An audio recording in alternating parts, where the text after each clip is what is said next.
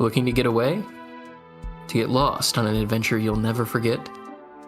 If you're searching for your next vacation destination, take a trip to the fine line where you can wine and dine. Our expert guides will lead you on a hike through beautiful wilderness with gorgeous vistas you'll remember for the rest of your life. At Cope and Darby Luxury Expeditions, we... What? No, it's Darby and Cope. Yeah, but it sounds better when it's in alphabetical order. It might, but it's not. That's not what it is. It's Darby and Cope. Okay, sorry.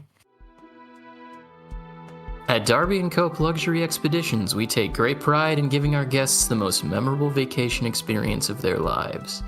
On each trip, you'll be treated to beautiful views of the natural lands of Maryland, or Delaware, or Pennsylvania, or even West Virginia. They're all good. When booking your next trip with Darby & Cope Luxury Expeditions, be sure to enter code CHAINS for an 11% discount. Actually, 10% discount. Enter code CHAINS for a 10% discount and get ready for a vacation you'll never forget. Darby & Cope Luxury Expeditions. We may not get you where you want to go, but we'll get you somewhere.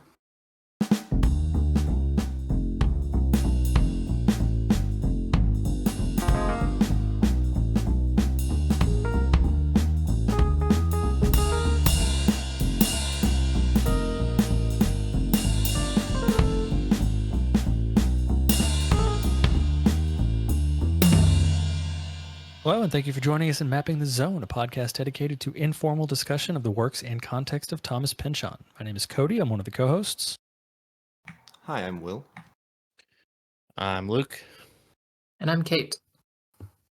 We are following the reading schedule from the Pynchon subreddit, and today we are discussing chapters 56 through 60 of Mason and Dixon. Will has a summary for us. Will, if you'd go ahead. I think I do, at least.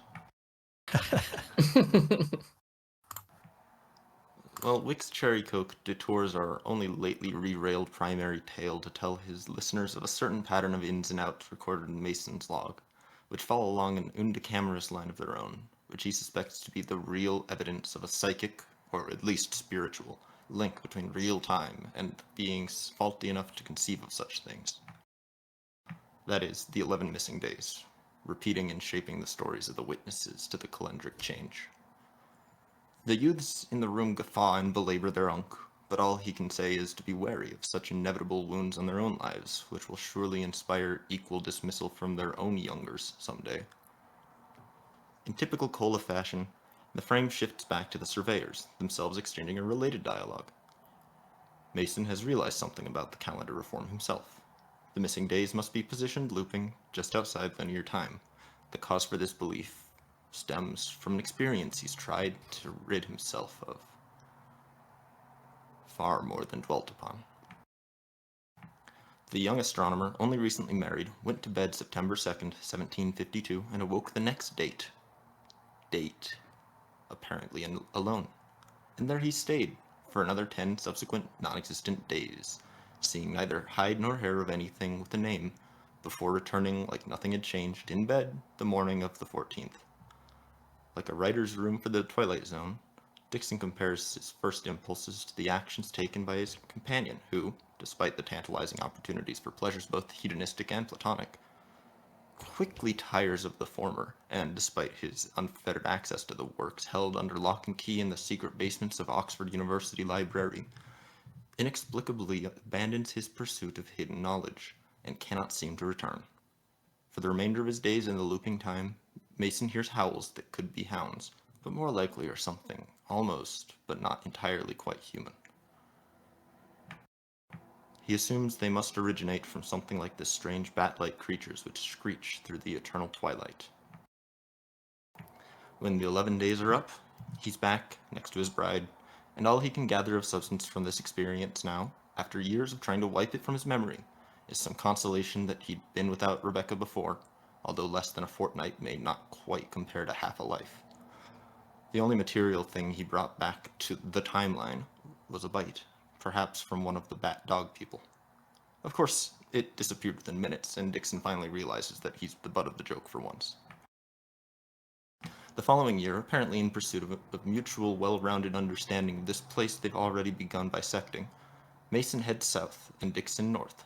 Presaging the holidays of billions, Jeremiah attends a musical stage production, tastefully adapted from the Black Hole of Calcutta in New York City.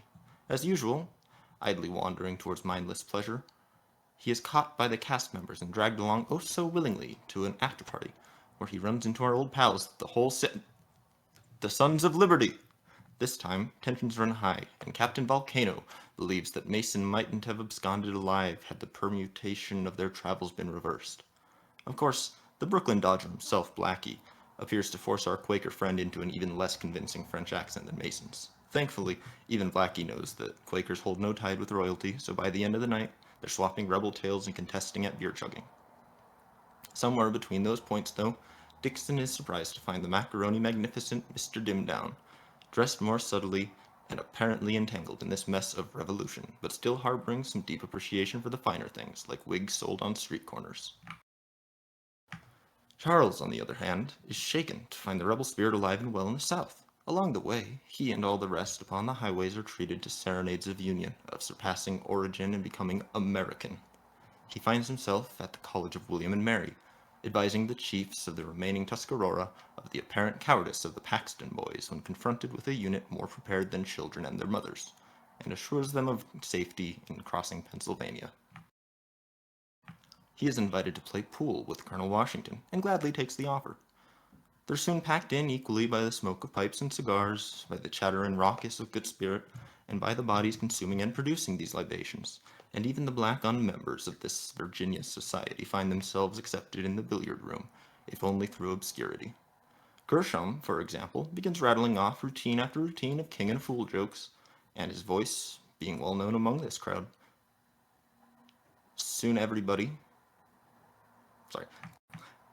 His voice being well known among this crowd, soon everybody is impersonating the ebullient African. The voice that shocks Mason the most, however, is Nate McLean. Back at school, and glad to be so. Even he, a man of limited living, was able to feel some of the force that was being channeled through the Visto. Mason tries to be affronted by the implication of his poor choice in work, but can only sincerely wonder. When they return to the front of the line, the quality and authority of the trustee of their equipment, Captain Shelby, has been called into question. The story goes that a young couple in his domain, Tom Hines and Catherine Wheat, were fooling around one day and got themselves a kid. Now, Catherine claims him as the father, but fails to appear at the hearing. Tom wants nothing to do with fatherhood and pleads ignorance until his father locks him in a shed to think on responsibility he's already committed himself to. Well, he comes out wanting to be a dad. So much so, in fact, that he rounds up a posse and, with a writ of repossession of stolen goods written and signed by the captain himself, only really wanted to... sorry, that was way off. With a writ of repossession of stolen goods, written and signed by the captain himself, who only really wanted to see what would happen next. The crew then descended on the Wheat household to kidnap the baby. Along the way, they have brutalized every member of the home, the mother included. Well, they escape with the babe, but later, for reasons that are pretty obvious, must appear in court. Before anything happens, though, Catherine and Tom have somehow made up already, cooing over the child, and Tom surrenders and agrees to be wed. For some reason, she still wants that. It's a happy wedding, and the Wheats pledge a remarkable sum to the purpose of the marriage, considering the courtship. Tom thanks Shelby for his assistance over a scene of camaraderie and piss. The maybe soon not to be captain, the other captain, Zhang, and the dynamic duo get to know each other a bit better, trading paranoid fantasies and eventually stories. Dixon, in particular, inspired by Captain Zhang's Dragon of the Earth, tells the tale of the Lambton Worm. In very short, sometime long ago, during a crusade, the heir to Lambton Castle was a little shit. He spent all day fishing and lazing around, and one day, he pulled a weird, ugly eel out of the stream. As always, doing things halfway, he threw it into a well for funsies. And then, young man, crusades, he heads out for Jerusalem. Kinda. From the well, the worm poisons the land and feeds on livestock and pets, and soon people, as it grows large enough to encircle the castle. The heir is advised of this by a fortune teller in Transylvania, and while the road has straightened him out a bit, he still asks if it's possible for her to enchant him and guarantee his success over the beast. But of course she can't do any such thing. Instead, she basically makes him a magic contract. If he wants to take the dragon down safely, he must pledge to kill the first animal he sees after the beast is slain. So back he travels, gets some special bladed armor made by the blacksmith to counter the poisonous blood and flesh of the worm, which is now a monster of mythic proportion. He arranges for his father to release his childhood hound upon his victory. All goes well, miraculously, even as the venom drips through the plates, and the worm lacerates itself into mush as it attempts to crush the knight. And then his father rushes out to congratulate him.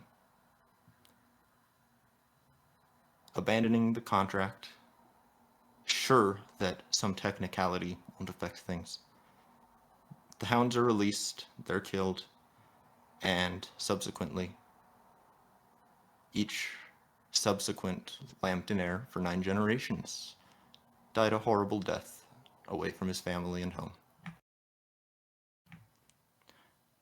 Of course, Captain Shelby then tells everybody about the nearby Snake Hills and how they're invisible by any method that anybody seems willing to discuss. All right, well, so let's start where we always start with everyone's just kind of general view of these 5 chapters. I think the chapters are interesting. I think this is another case where Thomas Pynchon understands what he's doing to his reader, where after the last 5, he's giving his reader a bit of a break, but not doing so in such a way that it has zero meaning to the text. I think there's more interesting observations in these chapters about the realities of drawing the lines and of creating boundaries and property barriers and what that does to the world. Especially there's some allusions to it in the ways in which Shelby completely ignores the power of the line as it's written in the text, and curiously Pynchon capitalizes that phrase, which indicates that it has some kind of potential power beyond just being a thing that he's denoting as in a language sense. There's also some interesting observations in the ignorance of the American public and politicians at the time to the fact that they are actively enslaving other people while complaining about being slaves to another nation. So he's still doing interesting things that are building on been working through for most of the book, but he isn't doing so in such a way that makes you spin around in circles wondering what all you're supposed to be getting from it or what is even going on, like he did for the past 5 chapters with a good chunk of his multiple narrative structure and how they're intersecting with one another. So it's a nice kind of not break but regrouping period, I would say, after the last 5. Yeah, that's a good way of putting it. Yeah, I like that. That's a bit of a like all the narrative tension and kind of difficulty of the last section kind of dissipates here. There's a lot to like about these chapters. I mean, we finally get a prolonged discussion of the lost 11 days, which I found very interesting, especially the discussion of Mason going through the forbidden section of the Oxford Library, which I really enjoyed. Ever since, I mean, I in some ways hate to bring up Harry Potter just in general, but Harry Potter did introduce me to the concept of a forbidden section to a library, and I really enjoyed that part. We get I want to say that the section, the part where Pynchon, where Cherry Coke, I guess, tells this story. Although it seems like he might be quoting Dixon, a story that Dixon told about the guy fighting the worm. or the dragon or whatever. That does seem to be. I can't think of another time except for later in this book. I can't think of any other times whenever Pynchon gets into the fantasy genre, which is really I'd say interesting. there's some of it in Against the Day. There's the Chums of Chance have that kind of I don't want to call it dime store adventure, but it has that kind of adventuring fantasy storytelling that that was popular in kind of the earlier parts of the 1900s, late 1800s. But that would really be the only other book I can think that really has any kind of direct ties to fantasy of his stuff, at least. Yeah, I think that's a good point, actually. Yeah, I just really enjoy these sections. We do at the end get the description of the snake-like mounds, which I believe I was talking about for our episode last week, which again is kind of like a historical mystery that you don't see too much discussion of. Just kind of in general, you don't see too much discussion of it. I really enjoy kind of thinking about it just because we still don't really know where those mounds come from and what their purpose is, or what civilization created them, or what society created them. I really enjoyed the section where they go to the billiards hall. Billiards has been a thing with some of my friends. We would go and do a fair amount in my life. It's nice that we get Gershom again and George Washington again, and there's a lot of fun stuff in these chapters. There was a few different things that kind of made me smile, which I'm kind of blanking on right now, but maybe we'll get to it. And maybe I don't typically find Pynchon very much, like, at least for me, he's not like laugh out loud funny. Books don't typically make me laugh out loud, besides maybe Catch-22. But That's a good one. Yeah, that's one of the only, that and A Confederacy of Dunces are probably the only two books that I've ever actually laughed like out loud at. But there is a lot of comedy in this section. It's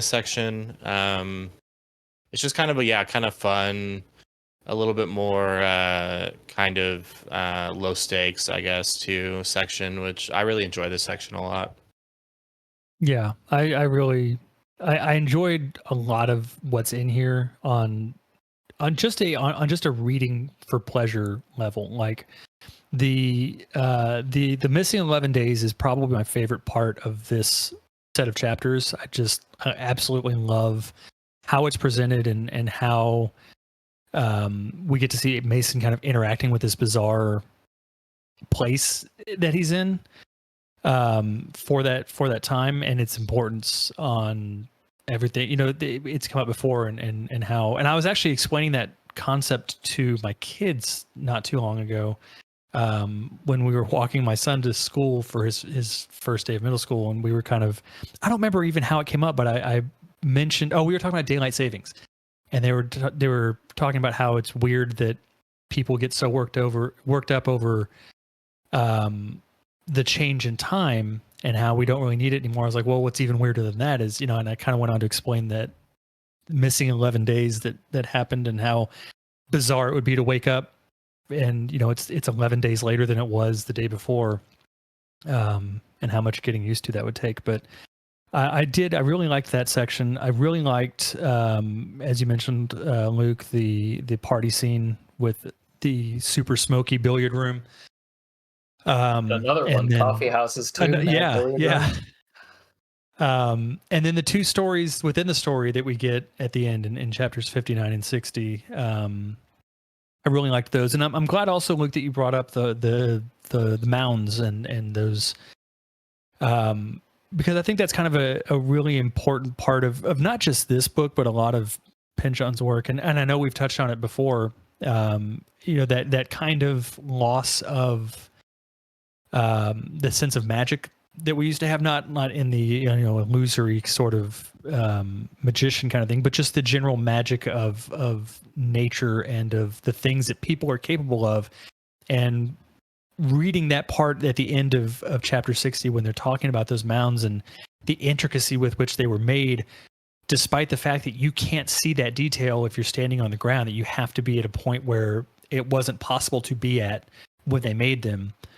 And I think that, you know, if you try to have a conversation with someone nowadays about something like that, you're going to be hard pressed to find someone who's really genuinely interested in it, because there's so much now that we take for granted that kind of surpasses that level of awe. But I think if you really examine what was done, you know, like you said, and look at what they did with what they had at the time, like it's absolutely astonishing. I almost find stuff like that to be more fascinating to read about and to learn about than you know, the process of making computers and AI and all the stuff that's happening now. Like I find more magic and intrigue in the accomplishments that were done hundreds of years ago with simple tools and just ingenuity. Yeah, and Pynchon does a really good job, especially in these chapters, not necessarily regarding the lines, but in general throughout the book, but particularly in the earlier parts of this section. He does capture that kind of sense of magic in the world. And in fact, these are some of my favorite chapters in the book, particularly 59 and 60. As much as I love the party scenes, both of them, they're both like, you might not have been laughing out loud, Luke. I was on a plane. I think I was freaking some people out. I love them. I think they're hilarious. But 59 is just, I mean, I seriously had to put my e-reader down and just stare into distance to keep from breaking out into maniacal hyena laugh. Because what the hell is going on in Tom's head? Yeah. What's going on in Catherine's head? Yeah. What are all of these people doing? Yep. It's hilarious and utterly surreally weird, especially knowing that it's, you know, not to foreshadow anything, it's kind of based in reality. Yeah. This particular instance. And beyond that, you know, it's just the kind of thing that people do, and it's hilarious. There is one particular line from that chapter, which I will read when we get to funny moments, that had me laughing so hard for a good 8 minutes. And I had to go back and restart the paragraph because of all of the different places that my brain had taken me mentally. And then just the same thing happened to me again when I read that sentence, especially just imagining the character's perspective of the events that were unfolding as it was, because it is, to Will's point, one of the most absurd circumstances that a posse of people got together for ostensibly no reason that they would have had to benefit from being engaged in this posse, to go, like, literally perform an incursion on someone's house in newly a different state, and take a baby and throw it around a room trying to pass it to somebody on the advice of a freshly sober person who spent the last 19 hours in solitary confinement in a barn at the wishes of his overly oppressive father. Like, just that statement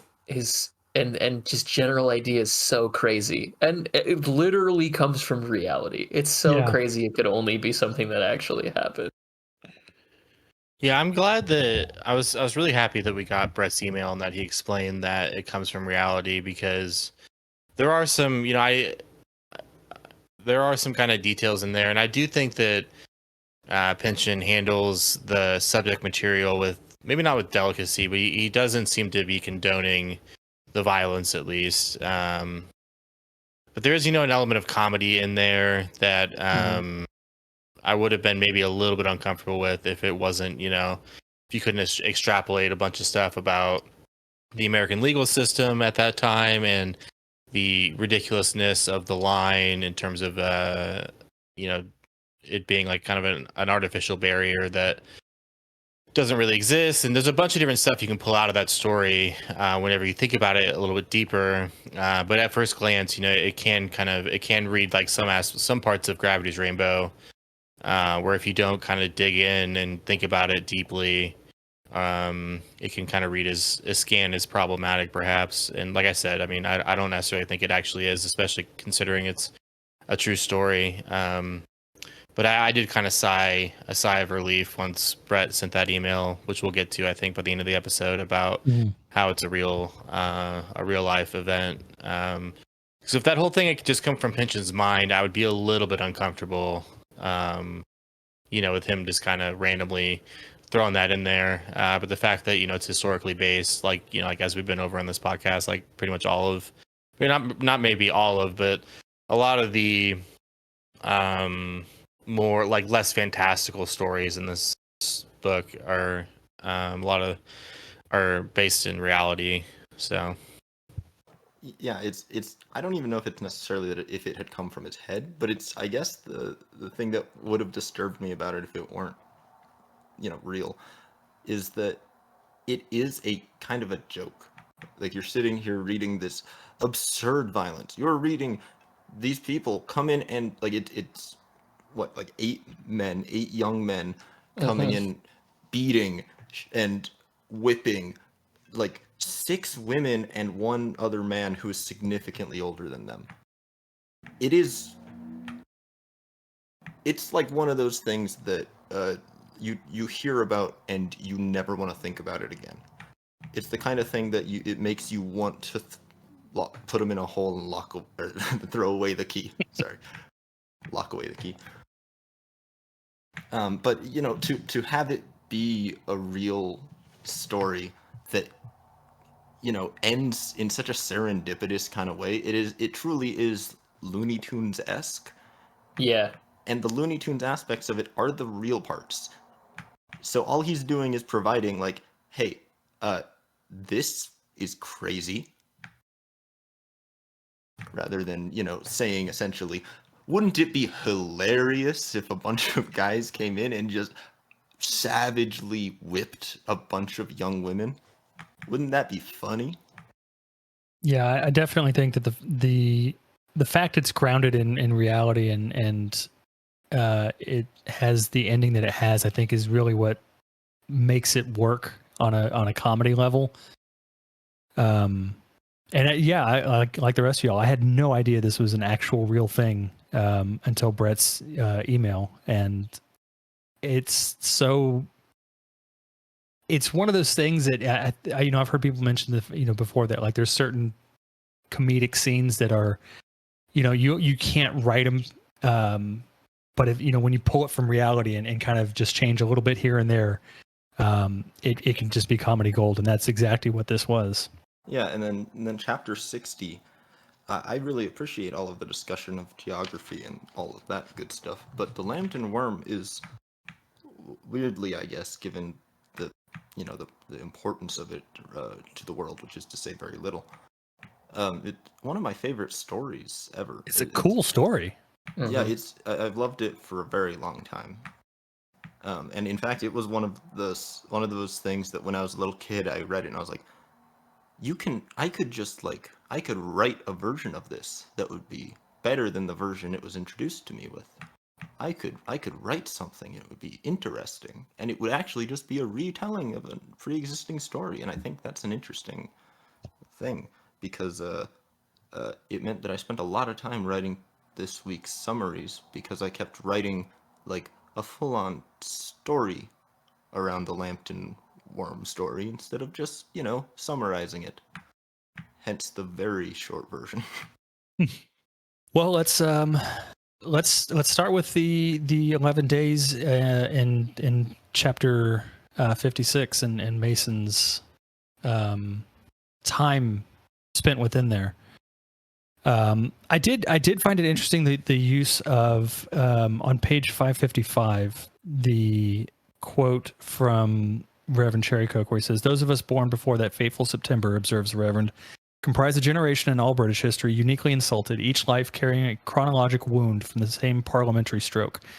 I just thought that was interesting. The chronologic wound is what kind of caught me and got me thinking about the mentions earlier, the telluric wounds that had been inflicted on the Earth, in the mapping and drawing of all these artificial lines. And there's kind of, there's that parallel between, what we did to the earth and what we kind of essentially did to ourselves when we made that change, and the impact that it had on those people who were affected by it. I think my favorite part of that chapter is the part where Mason is talking about how he wasn't alone in the vortex of the 11 days, and Dixon like cuts in and is like, oh, like you must have had sex with a milkmaid, huh? Like, tell me about it. Which like that kind of bro-y, like I guess in the modern parlance, like fuckboy type thing. Like I've had friends do that to me whenever I was telling a story that involved women, and they'd be like, oh yeah, so next, like, what happened next is you did sexual stuff or whatever. And I've done that to other people where I've cut into their story and cut them off. And it is just kind of a thing that guys do to one another. Yeah. It sometimes as a joke, sometimes maybe a little bit more like eagerly. But I did just find that part really funny. And it's very, as we've, I think, gone over a little bit. And I think one of Brett's emails might have mentioned that Dixon, even to this day, he's never married, and there were people who claimed to be his direct descendants. So Dixon was obviously a little bit more adventurous when it came to romance than Mason.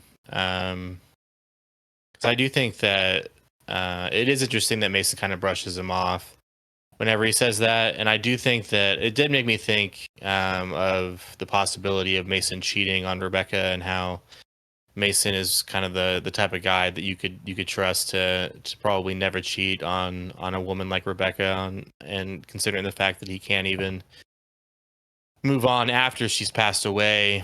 It seems kind of like not within character at all for him to cheat on her, even if it is in some other world, like other reality or something. So I found that part very telling as a comment on, as a way to kind of interpret their relationship, and then to kind of as a way into the details of their characters. I think another. Sorry, go ahead, Will. Well, just a little thing. We need to make sure. Look, in general, in terms of like political stuff, we try to stay away from it. But this needs to be clear. We don't have any vorticists here, do we? I don't think so. Well, that's good. I just had to make sure. Please continue. I mean, kind of building off of what Luke is mentioning with the relationship to Rebecca and Mason, I think it's interesting to denote that in a lot of the segments where Mason is present in these chapters, he's described as being very downtrodden and depressed and sad. And I couldn't help but think about the fact that the last time we saw him was the conversations at the camp, when he thought that potentially he had sort of met Rebecca again, like reincarnated in this other woman who came to the camp. And then it wasn't until he had that conversation with Cherry Coke while Cherry Coke was in the bathroom, where he basically dispelled any idea that was the case. And I feel like that is why he is in such a melancholic state through most of these chapters, that he like had this opportunity, however remote, to potentially have been not just visited by the apparition of his wife, but to have somehow come in contact with a reincarnation of his wife, and that he had almost like a hope that he would be with her again, and that was taken from him. So really, just to kind of undergird the seriousness of the way that Mason views that relationship, like the remotest possibility of something rekindling that relationship in a real way again being taken from him,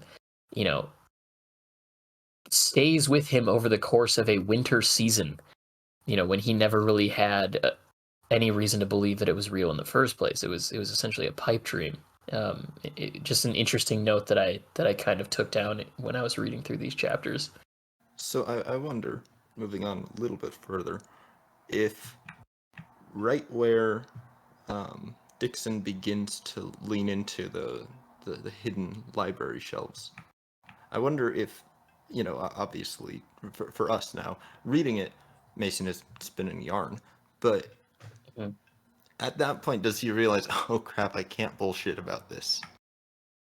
I can't talk about the Oxford secret library. Better come up with an excuse why I never went back after the first 40 minutes.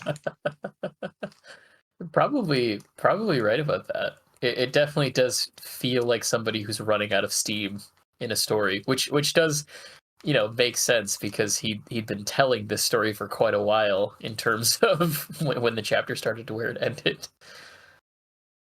I do love the idea of the tragedy of Hypatia. Right, yeah. Or Aristotle on comedy. Like, anybody who's read Aristotle, it's the least funny philosophy. Plato is rip-roaring in comparison to Aristotle. Oh yeah, I mean Plato uses fun stories and allusions to other things, whereas Aristotle's just he's just sitting down and talking straight at you. I might rather read Hegel. Ooh, yeah, I could see that. I also or the inclusion of the stuff from the infancy gospel that was too good to keep around, or whatever the exact phrasing of it was. All the good bits Thomas left out of the infancy gospel. Yeah. Which is great because, the infancy gospel talks about how, baby Jesus made, like, toy birds come to life and stuff. Right. So there's a lot of good stuff in there already. Does anyone know if that's a real area of the Baudelaire Library? Is there like a restricted section? I doubt that it would be something that's been written about, but I'm convinced that every library has a restricted section that is accessible only by some form of magic or something that I'll never get to see. So I should ask my wife, but she probably can't tell me. It's probably some secret librarian thing. probably true. I do think that that's a real part of the Oxford Library. Vaguely, I do remember, again, hesitating to bring this up, but I remember when I was a teenager looking up stuff about the Harry Potter Forbidden section of the library and reading stuff about that. I think J.K. Rowling has probably got that idea from the section of the Oxford library. Because I whenever I was younger, I think I'd researched that fairly in depth, at least on the internet. Interesting. Well, problematically, it seems like... Thank you, motorcycles. It seems like they shot the restricted sections of the Harry Potter movies at the Bodleian libraries. Oh. So it's even like a web search is not going to do us any good without a lot of close looking, I guess. Well, while we're on that section, so there was a couple of quotes from this whole this chapter that I really enjoyed. I really liked Mason's talking about the kind of what's the best way to describe them? I don't want to say tendency, like the kind of he refers to it as evil appetite. I think that's probably the best way of phrasing it. But I'll just read the little section here. It's and more. 'Twas as if this metropolis of British reason had been abandoned to the occupancy of all that reason would deny. Malevolent shapes flowing in the streets, lanterns spontaneously going out, men roaring as if changed to beasts in the dark, a carnival of fear. Shall I admit it? I thrilled. I felt that if I ran fast enough, I could gain altitude and fly. I would become one of them. I could hide beneath eaves as well as any. I could creep in the shadows. I could belong to the devil. Anything inside this vortex was possible. I could shriek inside churches. I could smash every window in a street, make a druidic bonfire of the Bodleian. At some point, however, without human prey, the evil appetite must fail, and I became merely melancholy again. And it's really interesting, I think, coming from Mason, especially given what we know about his character, that he admits to having those feelings and, doesn't try to kind of couch them or hide them as he kind of feel like he normally would, or at least wouldn't really openly confess to having them. Yeah, it might be because that is I think a familiar sort of sense to anybody who's gone through particularly low points in their life. This rage, and maybe you don't actually destroy a bunch of stuff, but there's a stage in, whether it's depression or grief or just a tough period, you get wrathful and you just want the world to come to pieces so that you can make it better, or at least so you don't have to deal with it anymore or something. And it might be just Mason feeling like he can trust his companion, or it could also be him kind of packaging this true feeling that he's almost certainly experienced as someone who's been dealing with grief for a very long time at this point, packaging it in a fantasy so that he doesn't have to admit to himself these real feelings he's had. That's a good point. Yeah. Yeah.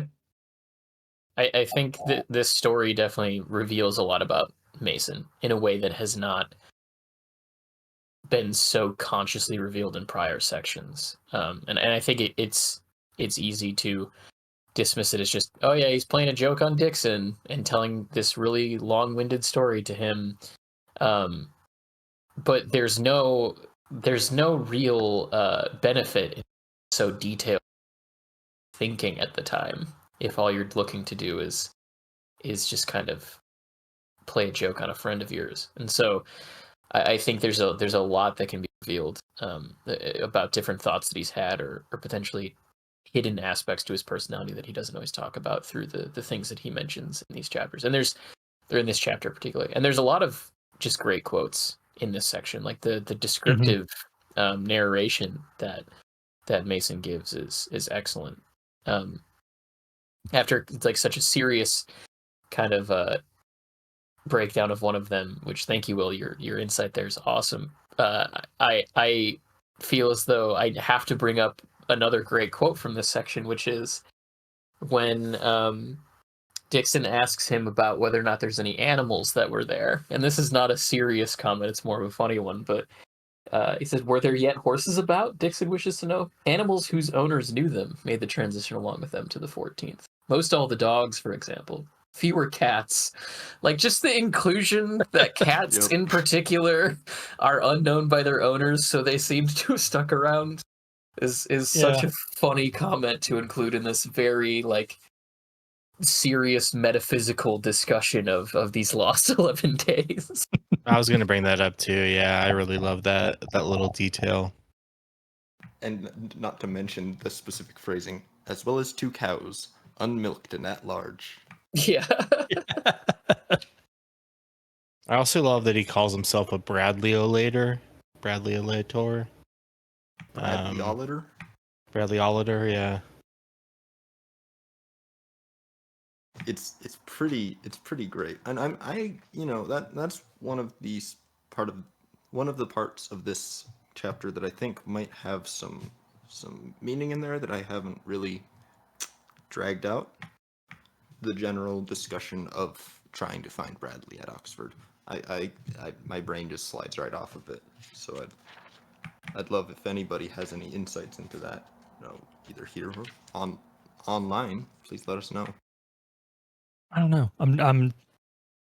It's not something I initially thought about when I was reading it. I'm thinking about it now. I'm wondering if it has to do, and this is just a kind of a knee-jerk reaction to that question, but if he was looking for something familiar in the unfamiliar to kind of ground him in the situation that he was in, and sort of offer a sense of familiarity and comfort.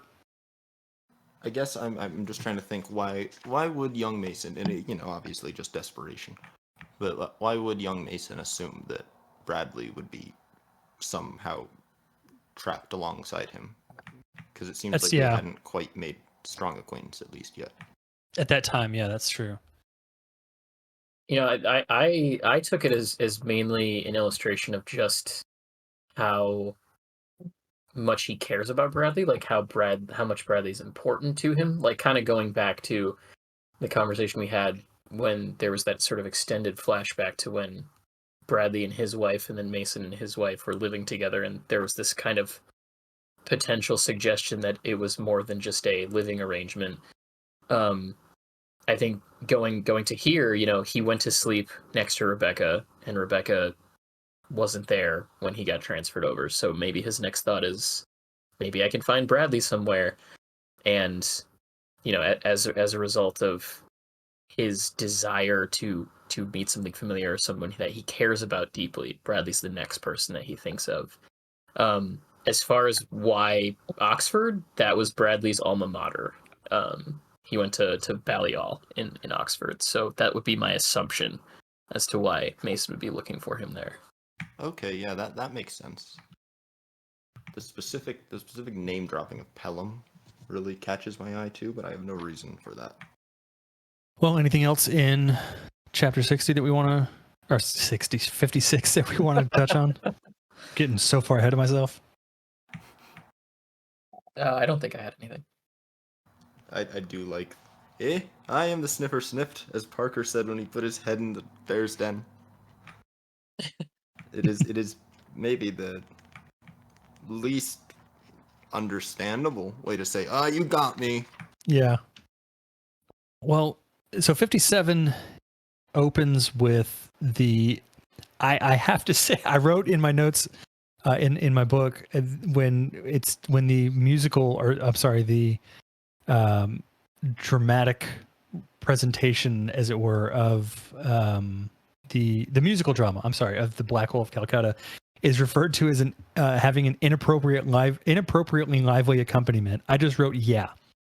'Cause, I mean, those three words accurately summarize just all of that. It's a great scene. It's a great chapter. I just think, like, there's no other way to phrase making a musical drama about such a horrific event. As I sent to the podcast group chat, I did on the listserv from the 90s, which I for some reason feel like one of y'all might have brought this up before, but apparently the Black Hole of Calcutta was the CIA name for the Bay of Pigs in the aftermath of the Bay of Pigs. So that listserv talked about how, you know, the name of the musical drama would be with taking away the code or whatever, would be the Bay of Pigs, or the angry president, the angry leader, which is interesting to think about. But I don't necessarily find anything in the description of the play or in the song that would kind of play into that possibility. Just kind of generally, I do think it's interesting that we get that, you know, the Black Hole of Calcutta does seem to come up every like 20, 30, 40 pages. It does make me think about a few different things. You know, like it is obviously a tragedy, but it's the type of thing, you know, like it made me think of, after a while of, you know, it comes up so much, I had to kind of repeatedly think about it. And, you know, the description of a bunch of people being stuck in a dark, crowded place and passing out from being crowded and from the body heat, from probably the humidity and stuff like that. You know, that kind of stuff does happen. You know, people are human trafficked on container ships. I do find it interesting that I don't know if Pynchon is being historically accurate in terms of how much the Black Hole of Calcutta would have been mentioned in pop culture and in the news and in history, and just kind of come up in daily conversation around this time. Because, you know, like stuff like that, you know, stuff like that barely makes the news, at least when it's people who are being human trafficked or illegal immigrants and stuff like that anymore. I do think it is kind of, I struggle to kind of parse this, but I do think it is kind of it's interesting to me that it's people that are colonizing India that are stuck in the Black Hole of Calcutta, because obviously if it was native Indians, you know, they wouldn't even call it the Black Hole of Calcutta. There wouldn't be some catchy name for it. It would just be, you know, another night in Calcutta or Bangalore or Delhi, or, you know, I don't know. I've looked at the Wikipedia page for the Black Hole of Calcutta, and it does still come up in pop culture even to this day, which is interesting. I just find all of that interesting to think about, I guess. Yeah. I could see. So, to me, a vizier is a little bit more like an advisor than a king or a leader. Okay. And so I could totally understand how well, first of all, how the CIA could in-house call the Bay of Pigs incident the black hole, because in both cases you have, extrajudiciary, extra legislative forces that are, regardless, given full backing of the governments of the countries from which they come. In the case of black hole, it's the East India Company, and in the case of the CIA, it's the U.S. You have these people who've been doing these things kind of on the edge of the checks and balances of society, and it just kind of goes out of hand. And sure, people blame JFK for the Bay of Pigs, or whatever, however you want to lay down specific blame for the failures. It goes both ways, and the CIA as advisors were not, they didn't have a great head on their shoulders with regards to that, just like the East India Company was clearly smoking a lot of their product when they shoved a bunch of people into a hole. And then from that, you just kind of, I see a lot of similarities between the way that, at least in this book, The Black Hole of Calcutta, is discussed, and the way that in the post-60s era, the Bay of Pigs was a regular reference point in television, in news, in just day-to-day conversation, where it was everywhere. You did make jokes about it. There was a levity to this very serious issue that had happened.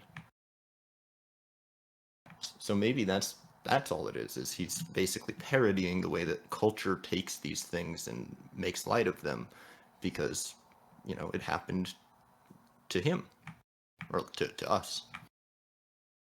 I think the other thing that it made me think of, because to Luke's point, the Black Hole of Calcutta has come up a couple of times. I think that it's deliberately brought back up, or at least what I thought of after reading through this section, is that it's deliberately brought back up because the reader at this point knows how horrific that situation was in a very visceral sense. And we've already had kind of Dixon balking at the idea that people would engage in a recreation of it for in the case of when they were on their first journey together that took them to South Africa for sexual pleasure, that now he's reached a point of desensitization that he's sitting in an audience watching it performed for comedic or at least entertainment in a non-sexual perspective, and it just doesn't faze him at all. And that his first response after that is to immediately go to the green room and kind of laugh and take all of the performers out for this like 2-day bender after their performance is over. So I think it's another thing that, as we've kind of been watching Dixon become less and less aware and more desensitized to the suffering of people as he's been in America from a standpoint of the slaves, and from something that he has already previously encountered and that the reader understands as being pretty heinous, now it just doesn't hit him at all. And so there's a very clear delineation between where the reader's perspective is and where Dixon's perspective is as he's sitting there watching it. Because I think most people would read through that section and see that there is a stage performance of this happening, or a musical where this is referenced, and kind of think to themselves, well, that's gross. I mean, that was what I certainly thought upon reading it. And to see that there is nothing left to Dixon where he's upset by that, but is instead ready to party afterwards, I think speaks to where his character is at this point after being this long in America. Oh, so now we're supposed to be disgusted by making musical dramas about horrific events? What is this? Cancel culture? Yeah, so I was thinking about when Luke mentioned the thing from the listserv and trying to connect it to them trying to connect it to the JFK situation and all that, and I think it's I kind of read this section as a sort of commentary on just the general desensitization of America or Americans rather, especially around this time, like late 90s was a time where we were kind of this was really it was pre-social media, so a lot of the representation of the violence that was happening around the world and especially in the country wasn't as widely distributed, or if it was it took more time to get out, and so by that time a lot of people weren't as they were reading about it from further away from where it happened, were not really as impacted as nowadays. When something happens, everyone's so connected now, there's a sort of sense of immediacy when these things happen now. But at this time, even at this point, this was 30 some odd years after JFK was assassinated, and that was really the first time that we as a society saw violence of that level on a screen. Not just a fictionalized account of it in a movie. This was an actual happening of a person being murdered, and millions of people saw it happen in real time. And I think that was kind of the beginning of this sort of desensitization that started happening to us as a country. And I think it kind of has, I don't want to say it's kind of died down, but I think we're getting back to a point of being able to understand the gravity of a lot of those situations and looking back on them and kind of recontextualizing them and some of the portrayals we've made of those events since they happened and seeing the kind of problematic nature of them. But I do think that at the time that he was writing this, I think that particular scene kind of reads to me as a sort of commentary on that general desensitization as a society that we've had. Yeah, that's a great point, especially considering that we start to see some of the beginnings of distinctly American culture in these chapters. With that as an underpinning portion of what these chapters are about, I can absolutely see Pynchon creating something like that to make a comment on the desensitization of America. Absolutely. I also have to say that it's another instance where we see that Dixon is far better at getting along with differing groups of people, because he goes from having this bender with these actresses to when he meets the Sons of Liberty, as opposed to Mason chapters before, is able to actually kind of instantly ingratiate himself, and his false accent is not terrible. He seems suddenly... I beg to differ. I mean, it's still bad, but compared to Mason, it's a low bar, though. It is, yeah, it is better. So we get another example of him being more adept at actually integrating himself into different groups of people. Yeah, regardless of the accent, that remains true. Yeah. There is also a funny comment made in here about somebody getting married and moving to Long Island out of the city, which is still a paradigm to this day that people in New York do.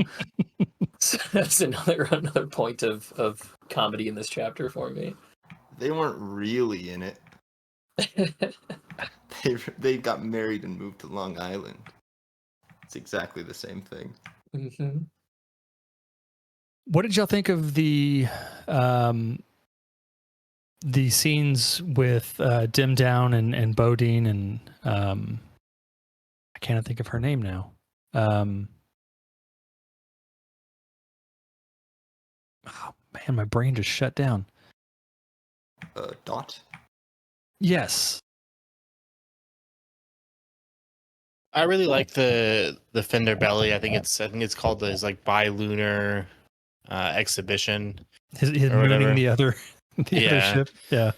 Which I'm not sure I would have picked up on it if it wasn't bilunar. If it was just a lunar exhibition, I'm not sure I would have picked up on what that was talking about. But yeah, I mean, I think especially in the 90s, showing your ass to somebody was called mooning them. I think you don't hear it as much anymore. But then I guess I'm not 5 years old anymore, so.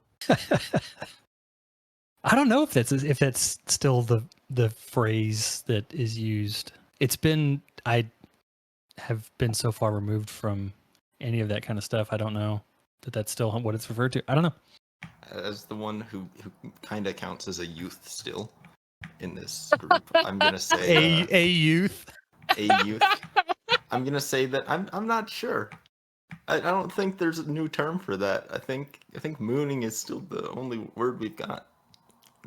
TikTok might be different. They might change the world in the last year, but I think that perhaps the practice has simply died out a little bit. Maybe, yeah. Yeah, and I was never really endeared to the concept myself. So if that's any. No, you weren't a fan of that, Will? No, I didn't. It just didn't seem like a worthwhile use of my assets. I don't know. Maybe we've just discovered why sagging became trendy. There are all these myths about the origin. This may be it. Worthwhile theory. Ease of mooning.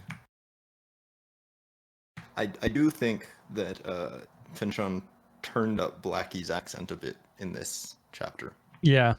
Oh, definitely. Yeah. That's what I was thinking of. Blackie. Thank you. Oh, yeah. That just clicked in my brain now. Okay.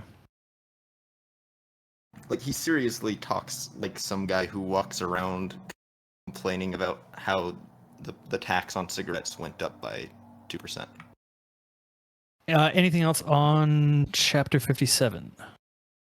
I just love the perennial American versus British beer debate. Oh, yes. yeah. I forgot about that. Yes. The real ale conversation at the end of the chapter.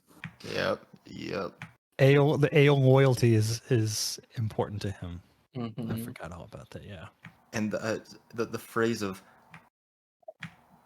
who does the courtesy even swallowing this pale, hopped up, watered down imitation of small beer. And small beer, for any listeners or anybody who doesn't know, it's basically like Coors Light essentially, but in the colonial period. Mm-hmm. So he's saying it's like you took Coors Light, cheapened it, and then added more hops, which is just a hilarious description of a beer. Oh yeah, absolutely. I mean, obviously, like real ale isn't as big of a thing here as it is in England, like for obvious reasons. But like, a friend of mine is an assistant brewer at this brewery and tap room where I live, and they make real ale there. And to hear some of the people talk about it versus any other kind of beer really portrays how this is something that probably has never changed to this point. It is a perennial competition, except these are Americans, which is even crazier. Yeah, I'm one of those people. Not so much recently, but when I was younger, I was definitely on the side of if it's not a porter or a stout, I want it not in my mouth. I was definitely that as well. Is that how you would order beer? You'd walk into a bar and you'd say, if it's not a porter or a stout, I want it not in my mouth. Well, no, I'd just shorten it a bit. I'd walk up, open my mouth, point, and kind of go, Guinness, please. Yes. Okay. I was a big Guinness fan too. Yeah. There is another line that made me laugh at the absurdity of it. It's on page 567 in this chapter. It says, yet as no true macaroni would in non-macaronic company behave too macaronically. Oh, yeah. And that was the impersonation you saw defective. That is, I might have been more subdued about it. Just seems like Pynchon giving himself a challenge to see how many times he could use that word in a single sentence. Yep. It's also, I don't know what a macaronic habit would be. I think that sentence counts. That's fair. Well, let's go to the party scene in chapter 58. So everybody light a whole pack of cigarettes. Yep. Let me get my. I'm not going to try to impersonate Tom Waits because I can't do it.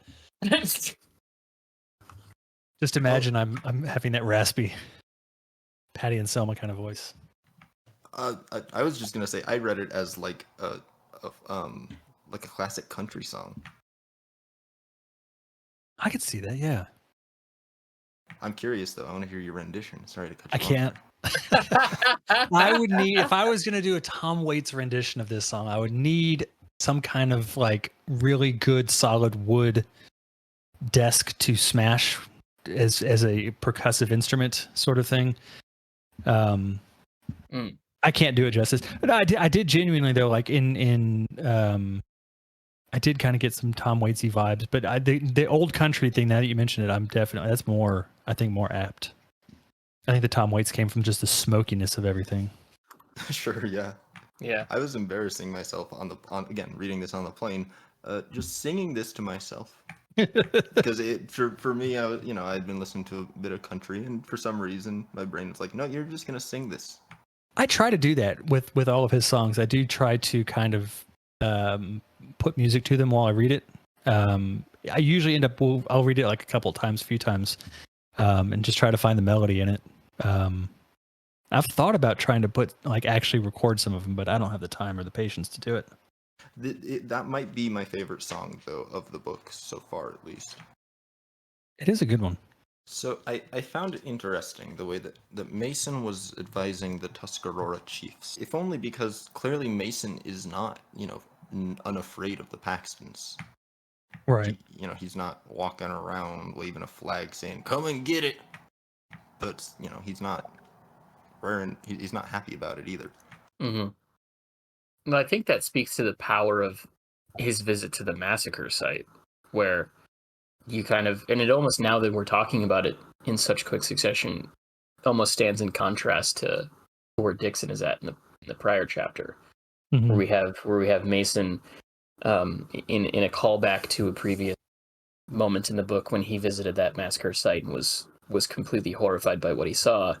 Now he's actively taking a part in trying to make sure that this doesn't happen again by doing what he can to get these natives out of the area so that they're out of danger.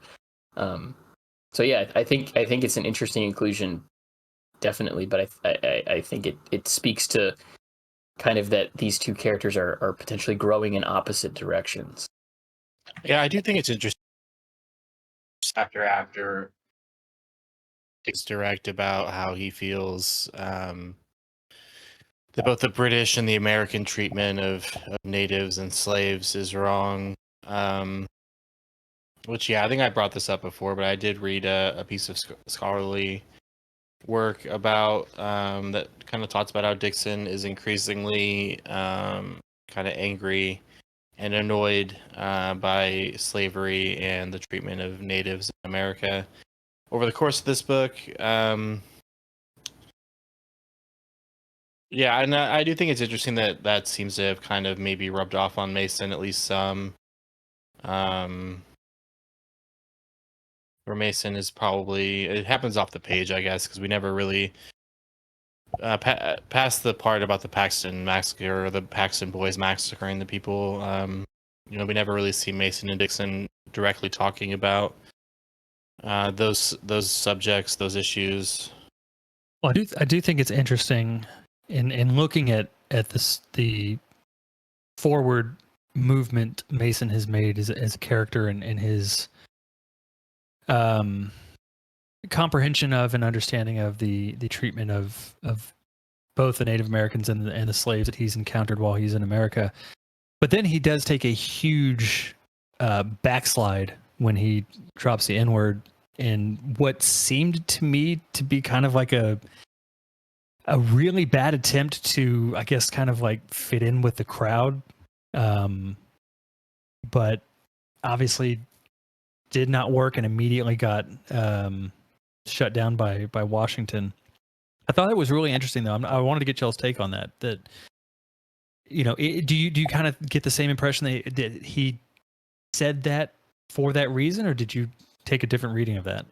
Yeah, I that's exactly how I read it too. As a weird attempt to try and somehow fit in with the crowd around him. There's a lot of very interesting kind of back and forths about slavery and racism in this chapter in particular, because you have the end of that song talking about how the Americans are never slaves again. Then you have this room full of presumably slave owners being entertained by someone who's probably Gershom, who is a slave.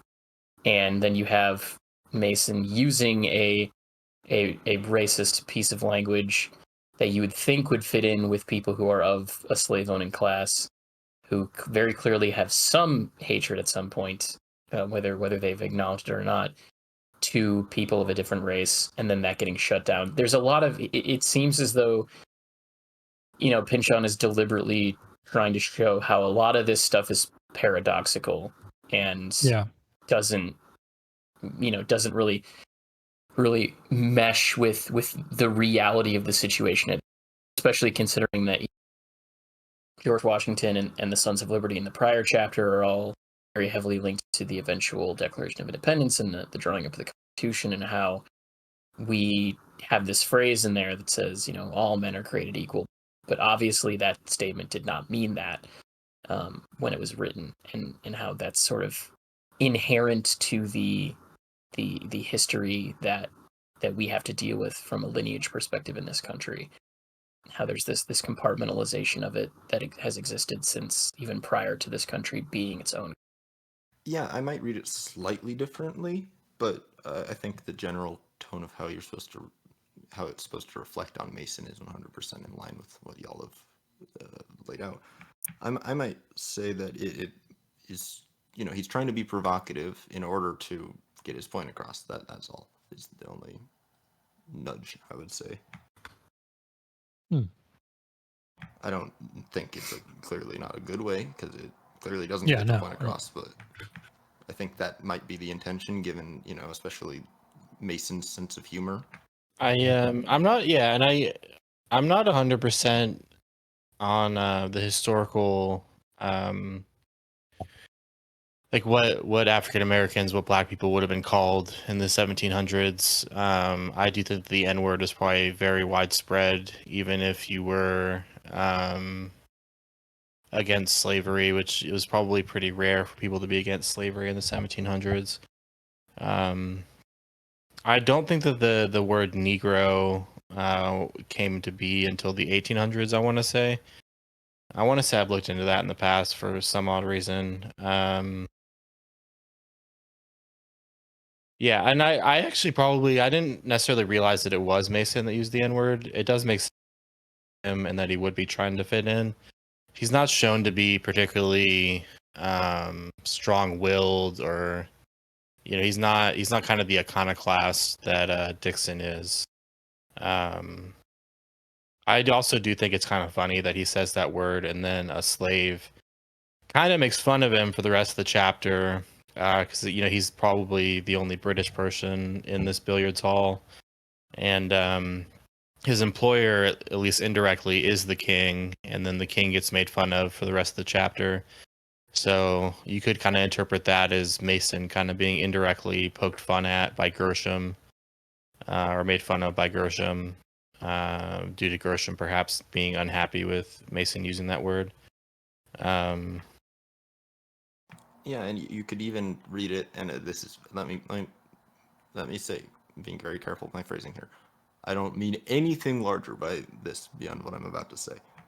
It could be framed as looking at the ways that, despite racism, despite slavery, despite all of these horrible ways of controlling and torturing Black people in America, you still do have these genuine moments of equality, and it might take something as absurd as like the colonel and the king's servant and a bunch of other people showing up in a billiards hall and filling it up so tightly with tobacco smoke that nobody can see anything to get there. But it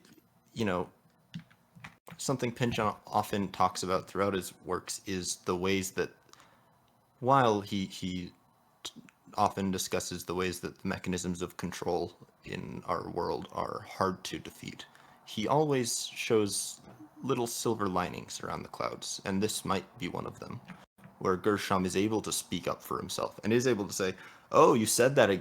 Oh, you're saying that word now, are you?" And put Mason in his place a little bit, and also receive some general public praise, despite the fact that he is chattel. Let's go ahead. We'll move on to the bizarre situation, I guess, is the best way of phrasing this whole what, like Maury Povich kind of moment here of, Yeah. you know, That's fair. Yeah. I mean, it really truly is this kind of just chaotic kind of midday talk show situation. That's, I mean, when I was reading it, I was like, this is the kind of like, this is like Jerry Springer, Maury Povich level of history, but it happened in the late 1700s. So if there's no objections to it, since we already mentioned that this is a real thing that happened, Brett linked us to the matter of record at which the story comes from, which comes from a page of the Archives of Maryland Meetings Council. Does anyone have any objections to me just reading that? By all means. Okay. So December the 2nd, 1765, came Barnett Johnson, Constable of Linton Hundred, 5 men with him, be Edmund Morin, James Dawson, Nathan Lynn, John Gurlow, and Thomas Hines. So they got all 5 of these people forever in the history books as having done this, which I love. To the house of Conrad Wheat between the hours of 9 and 10 o'clock at night, and asked for a quart of whiskey, and got but a pint, and then asked if there was a peddler there. Then they called Conrad Wheat out of doors, and asked him if he would give up his daughter's child. He asked them upon what condition. They answered they had an order from the court for the child. Conrad Wheat demanded to see the order. Then Edmund Morin read the order. Then Conrad Wheat found the order was from Evan Shelby, Esquire, and not from the court, and refused to let the child go. As the girl had given security to the court, which he thought was sufficient, then the constable commanded to lay hold. Then some began to stop the people belonging to the house from endeavoring to save the child. Then they began to riot and beat the people of the house, and Thomas Hines swore he would have the child dead or alive. Then they hurt one of the children belonging to the house. Then one of his girls took his own child and ran out of the storeroom into the kitchen, and the rioters all followed her, and the people of the house shut the door after them and forewarned them from coming in again. Then they broke open the door and came in by force, and then they began to beat the people of. Some of them was not able to go to see the justice, and Tom Hines beat Margaret Wheat, the mother of the child, and swore he would be the death of her. And then Nathan Lynn took the child and ran out of the doors with it, and then one of the women belonging to the house got the child and ran out into the field, and Barnett Johnson and John Gurlow ran after her and beat her and took the child from her. And then they came to the house of Ralph Matson, where Evan Shelby was. And the constable took the child and delivered to Captain Evan Shelby, and he delivered it to William Hines, and Thomas Hines was heard to say that he made the Dutch bitch's blood fly. And Kristen Matson asked Evan Shelby if the girl had not a right to keep the child, if she could get security to keep the child off the parish. And Evan Shelby made answer that she could get no security, and refused Joseph Flint and Thomas Brooks likewise. Evan Shelby said that if he ever catched Conrad Wheat in Maryland, he would have him cropped for disobeying his orders and not delivering up the child, and said if he had gone, he would have burnt his house over his head. Likewise, William Hines and Thomas Hines gave Evan Shelby a bond of £100 in behalf of his lordship to keep the child off the parish, witnessed by Edmund Morin and Thomas Polk. Evidence is present that saw the riot: John Barclay, Peter Steed, George Rush, Henry Russ. There is a postscript, P.S. When they came before Joseph Warford in order to have their child, Evan Shelby demanded a warrant of girl's fine, but Joseph Warford refused to grant it. Then Evan Shelby writ one himself and demanded Joseph Warford to sign it, but he refused then. Evan Shelby signed it. She was taken, and Thomas Hines gave his note to Evan Shelby for her fine. There was a sort of riot committed by Thomas Hines and others against Conrad Wheat. His family much abused. They was taken by precept and brought before me, and was like to be bound over court. But to serene themselves, Thomas Hines gets the girl on his lap, and was very sweet. I, seeing that, Hines, as you have spoiled this girl, and taken her credit from her, you ought to marry her. He said, I have not made much against it. I will consider of it. The father of the girl made answer, £50 and the £5 wedding, and upon the whole they agreed to be married. As they tell me, they were fairly married by Evan Shelby, Esquire. The evidences are these: Joshua Meeks, Archflegger, Will, Hart Christ, Matson John, Plackes, Warford. And then it kind of goes into the actual marriage order itself. But it's more or less, as has been read there, exactly what occurs in this chapter. Like, Pynchon changes almost none of it. It's even wild. even down to the details of when the proposal for marriage happens, where it says Thomas Hines gets the girl on his lap and was very sweet. Yeah. Like, you would think that would be something that you'd embellish for a story, but nope, that's exactly what happened. It is seriously some of the funniest stuff ever written, probably, because it's, and he does write it in as comic a mode as he's capable of in Mason and Dixon, not the proper record keeping. I mean, it's just crazy the way that this kind of stuff happened and continues to happen. Hopefully not very often, obviously, but like, truth is stranger than fiction, goes the cliche. Yeah, absolutely the truth. And it's not that Pynchon doesn't add anything here that makes it even more absurd. There's no record in the archive here that they were tossing the baby around. Yeah, I was gonna bring that up. Yeah, like like a game of hot potato or whatever. But it is just those very slight changes for some level of embellishment. But yeah, the core of it is such a testament to the idea that truth is stranger than fiction. This is a bit random, but the first novel that I wrote a few, probably 7 or 8 years ago, featured a couple that has a kid that was supposed to grow up to be a villain, and I ended up focusing on the parents' relationship a lot more than the whole kid becoming a villain aspect. But there's a scene in there that I pretty much stole from this scene where the couple are throwing around the kid like a football, and I remember my mom was like pretty much the only one that read that novel, and she was like super horrified that I had included that. Yeah. And so, as previously promised in the beginning, the section of this chapter that made me laugh so hard that I needed to stop and restart, only to laugh again, comes from the description of the riot as it happened, which is on page 578, where it says, a sister swoops in to snatch the baby and bring him in his swaddling, looking like a little stuffed cabbage leaf, back to the kitchen, whilst the others in the house shut and bar the door, though not for long, as the rioters close behind begin breaking it in. The boy has a compress of Arnica tea upon his thumb by now and will be all right. Conrad has a lot invested in the door, which he's carved and hung all with his one set of hands. He watches, not yet able to believe that these men he thought he knew could become a band of raiders who mean him harm, and his grandson as well. Just the idea that he's this horrible situation is happening all around that he can't believe, but he's stopping to consider how much time he's put into the door that's hung on the hinges and that he's made himself. Just that, like, he's standing there probably having memories of carving out the door, of the day he put up the door. So it's like those damn kids in a lot of ways. Yeah. I've been and the timing on this could not have been more perfect. And there's no way that this one thing influenced the book, but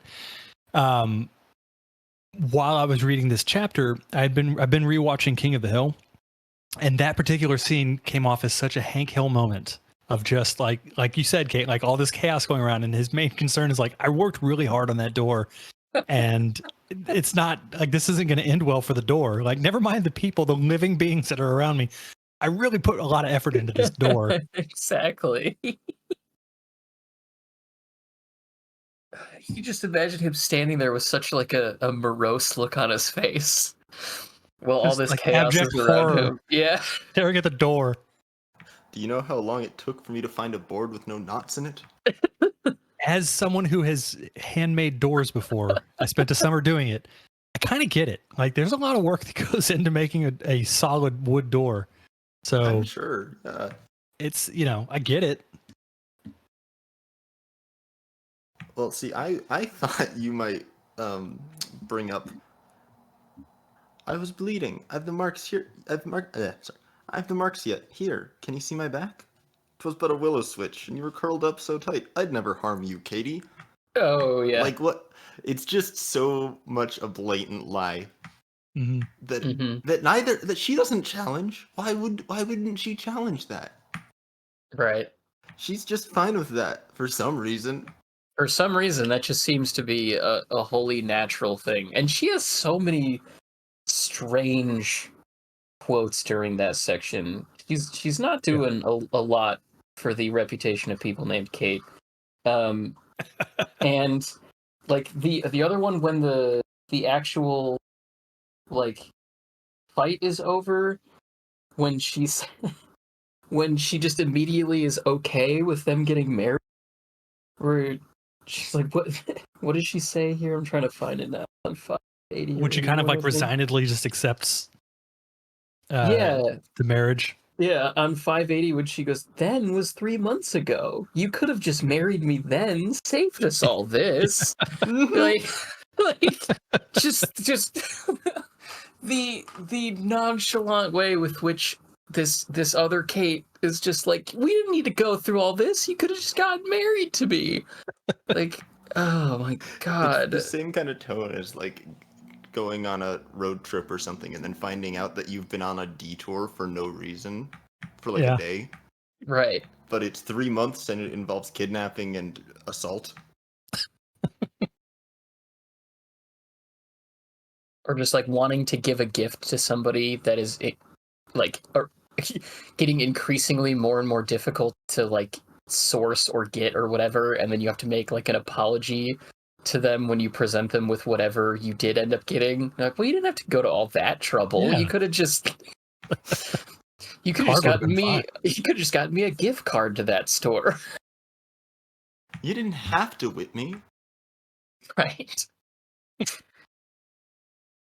You didn't have to break my dad's door down that he spent so long making. Really worked hard on it.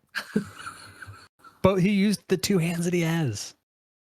I do think it's interesting to look at this chapter through the lens of Pynchon kind of consistently throughout his books, exploring the more stranger, more outre, more kind of fucked up. A lot of different adjectives come to mind. Aspects of romance and sexuality, atypical romance, atypical sexuality. There's a lot of different examples I can think of. Like the like most poignant romance in Gravity's Rainbow is between a man and a woman, and the woman is engaged to someone else. The central romance in Against the Day is with a woman who is dating and marries the man who killed her father. Mm-hmm. The Doc Sportello has a bunch of different kind of weird romantic dalliances. Zoid is still in love with a woman who may not have ever loved him, and completely abandoned him years ago, and he just can't get over it. And even in V, the main character is obsessed with a robot, basically, or some type of mystery woman. Oedipa commits adultery. Her and her husband both cheat on each other all the time. Mm-hmm. They don't necessarily have a normal marriage. So yeah, it does seem to be a consistent thing with Pynchon that he gets into kind of the stranger aspects of romance.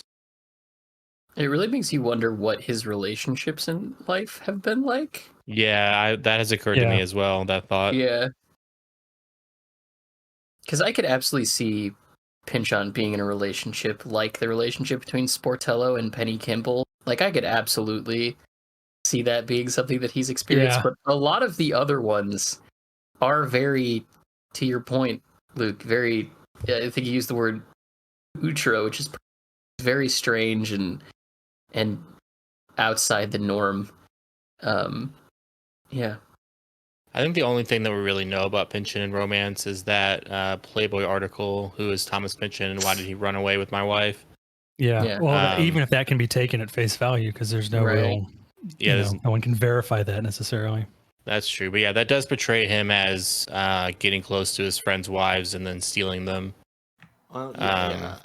which It's I don't common necessarily enough. put too much stock in. Yeah, but It's common in his books enough that I wouldn't worry about the reality of it per se. Mhm. It's clearly something that's on his mind a lot, whether he actually does it or not. Yeah. Which is, not exactly pleasant, but it is interesting. Did y'all, and this is again, me as the elder here, dating myself maybe, but did y'all catch the Magic Eye? I did. reference? Yeah. Yes. Okay, good. I'm not feel better now. Well, so I have a scrap of a memory somewhere deep in my mind. That is actually the source of Magic Eye puzzles. That it was I think that's right. wallpaper. Yeah. Yeah, Somebody Definitely makes sense. woke up dazed and was like, "Oh, there's a 3D image in front of me." It's okay, Cody. To date myself a little bit, my first thought after reading that was the episode of Seinfeld where George is staring at the Magic Eye painting in the bathroom, walks out with his shirt off. yeah. So See, my mind went to I Magic Eye was huge for me when I was a kid, but my first thought was the scene in Mallrats where I can't remember the character's name, but Ethan Suplee's character couldn't see the sailboat that was in the picture, and he just spent the whole movie frustrated about it. what does the youth have for us? Well, Yes. so no, it's not nothing youth related. Where is this? I've lost the. Okay. The Magic Eye thing? Yeah, it's 580. 583. Yeah. Okay, never mind whatsoever. Never mind me. Anywho, any comments on Captain Shelby's skill with a pen? That was clever. I mean, other than like I was concerned by the sheer volume. Definitely. Yeah. I mean, it doesn't read as though these are small pictures, you know. Like it's kind of implied that they're painting with broad strokes, so to speak. Yeah, I mean, as someone born with the convenient genitalia for this purpose, I've been there, done that. Never in my life have I ever attempted to fill in an outline. Yeah.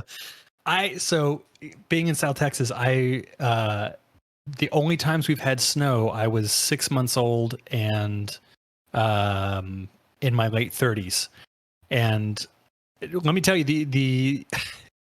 the sort of like primal instinct to do that hit in a weird way. Like when we got a lot of snow a few years ago, that was like one of the first things I thought of was like, oh, I could go in the backyard. But I just kind of was like, no, I can't. I'm 30s. I think I was 37 at the time. Like, dude, I can't do that. That time has passed. I don't have that ability. But then reading this, I was like, there's no way you could like. There's no way. Well, there's no Like- way you, Right. with your enlarged prostate. Yeah. My old man. Well, I don't know how old is Captain Shelby? Do we know? No, I don't. He's have probably any a clue. lot younger than me. I do doctor would love not that permit the other one has to remark on it and just says, "Wow, you That's- really had to use the bathroom."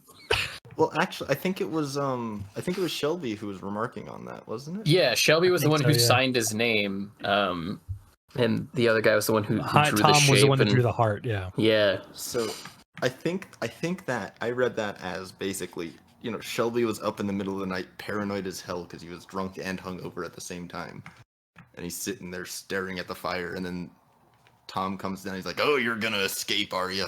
No way you're getting out of here. Yeah, and then he's like, "Oh, so you did actually need to pee. That wasn't bullshit." Yeah. Yeah. But that is simultaneously that is a typical two guys using the bathroom at the same time kind of thing. Is it? It sadly is. Like I cannot tell Which you how many part are you times talking about?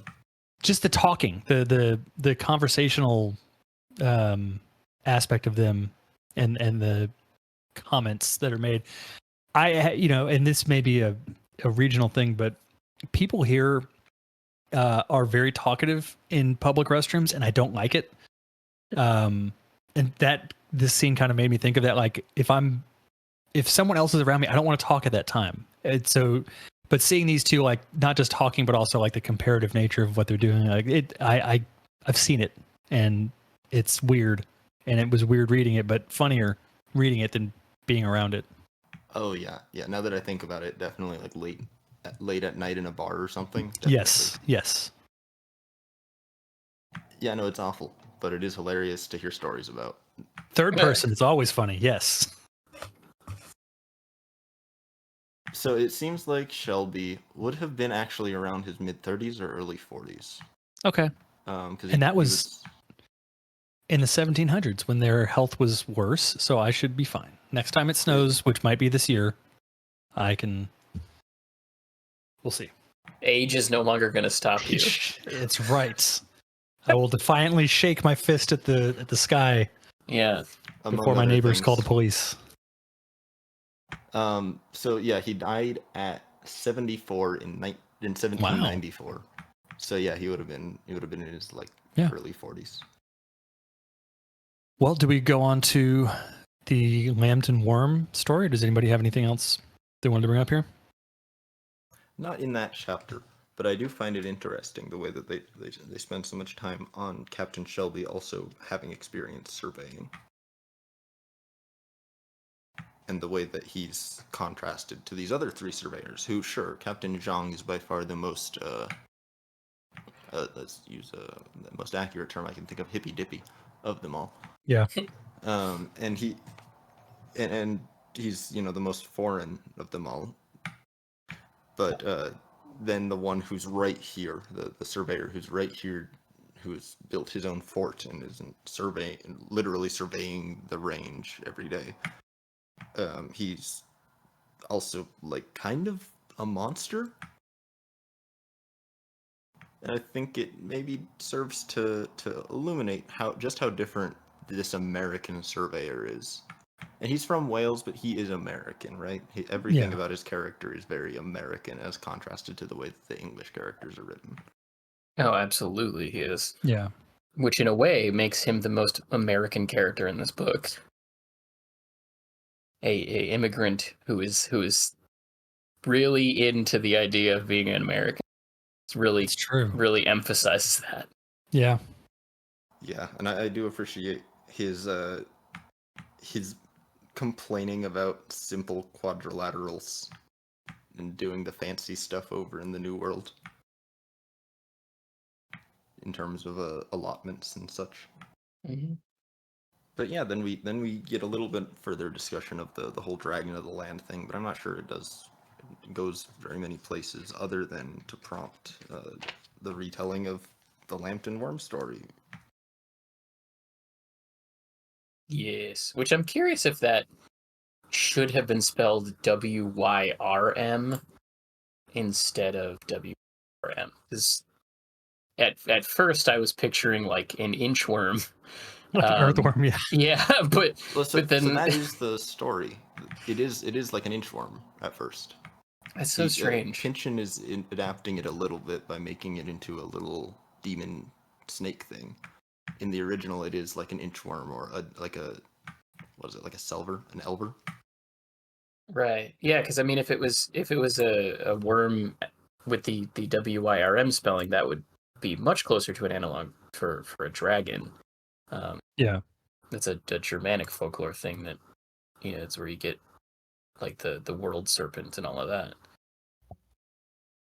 Yeah, there is a bit of a debate in I forget what you would call it, but I guess it would be like anthropology or mythological studies, as to whether the British tradition of worms truly count as dragons, because clearly there's a ton of overlap, and at this point in time it's considered as though they're conflated, but they are distinct in a historical sense. So I guess what was everyone's impressions of the story? Did anyone have a specific takeaway from that story being retold? I loved it. I've said it several times before. I'm a big fantasy reader. So these kind of stories, especially that have that sort of old Norse mythological feel, your kind of Beowulf feel, those always grab me. I love them. And so this one, I'm fairly certain I've heard this story or variations on it before, and I just totally forgot about it. But this was a chapter that I read and then reread, because the first time I read through it, I realized I wasn't really stopping to like take notes or anything. I just was reading it for the sheer pleasure of reading it.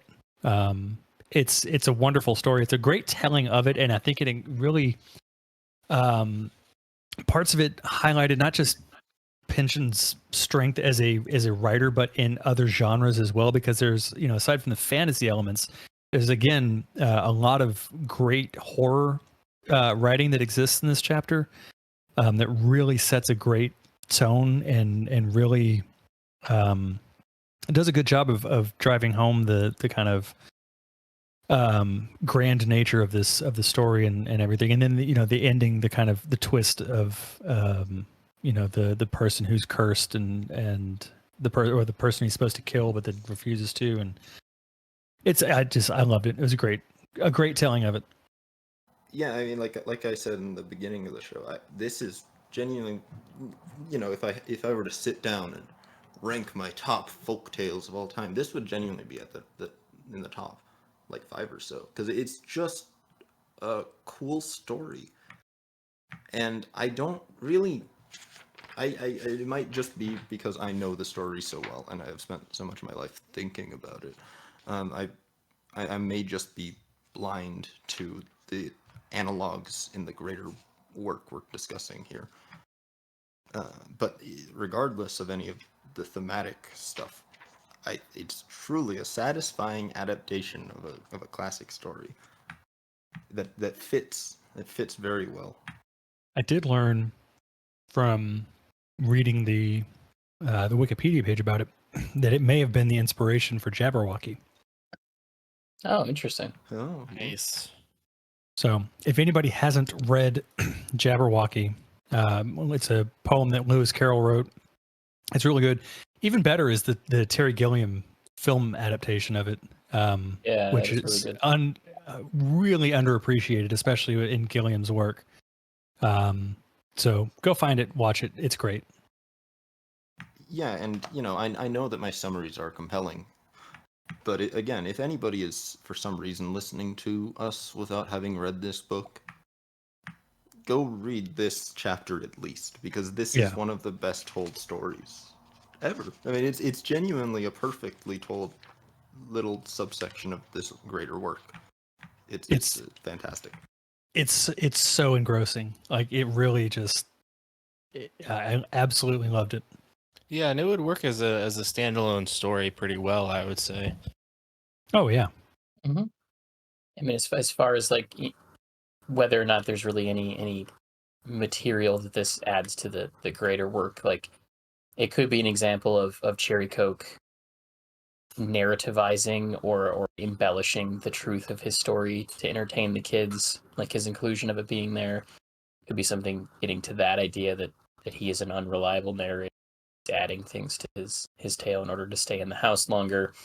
I doubt it has anything to do with the book as a whole, but the whole idea of cursing the sons of the fathers for 9 generations has a very distinctly Judeo-Christian bend to it in a lot of the old penal code of Kingdom of Israel. I doubt that there's anything there for the book, but it was what it made me think of. It's the 9 years part. The 9 generations part. Oh, the 9 generations. I was gonna say because apparently 9. I found this on the Pynchon wiki. The number 9 is has a lot of association with the Chinese dragon. So that I didn't know. Huh. But there are a lot of moments in the Old Testament penal code in particular that state that if a sin is committed, then the Lord God will visit the punishment of the sin for multiple generations after the one who committed it. So that was something that it prompted me to think about.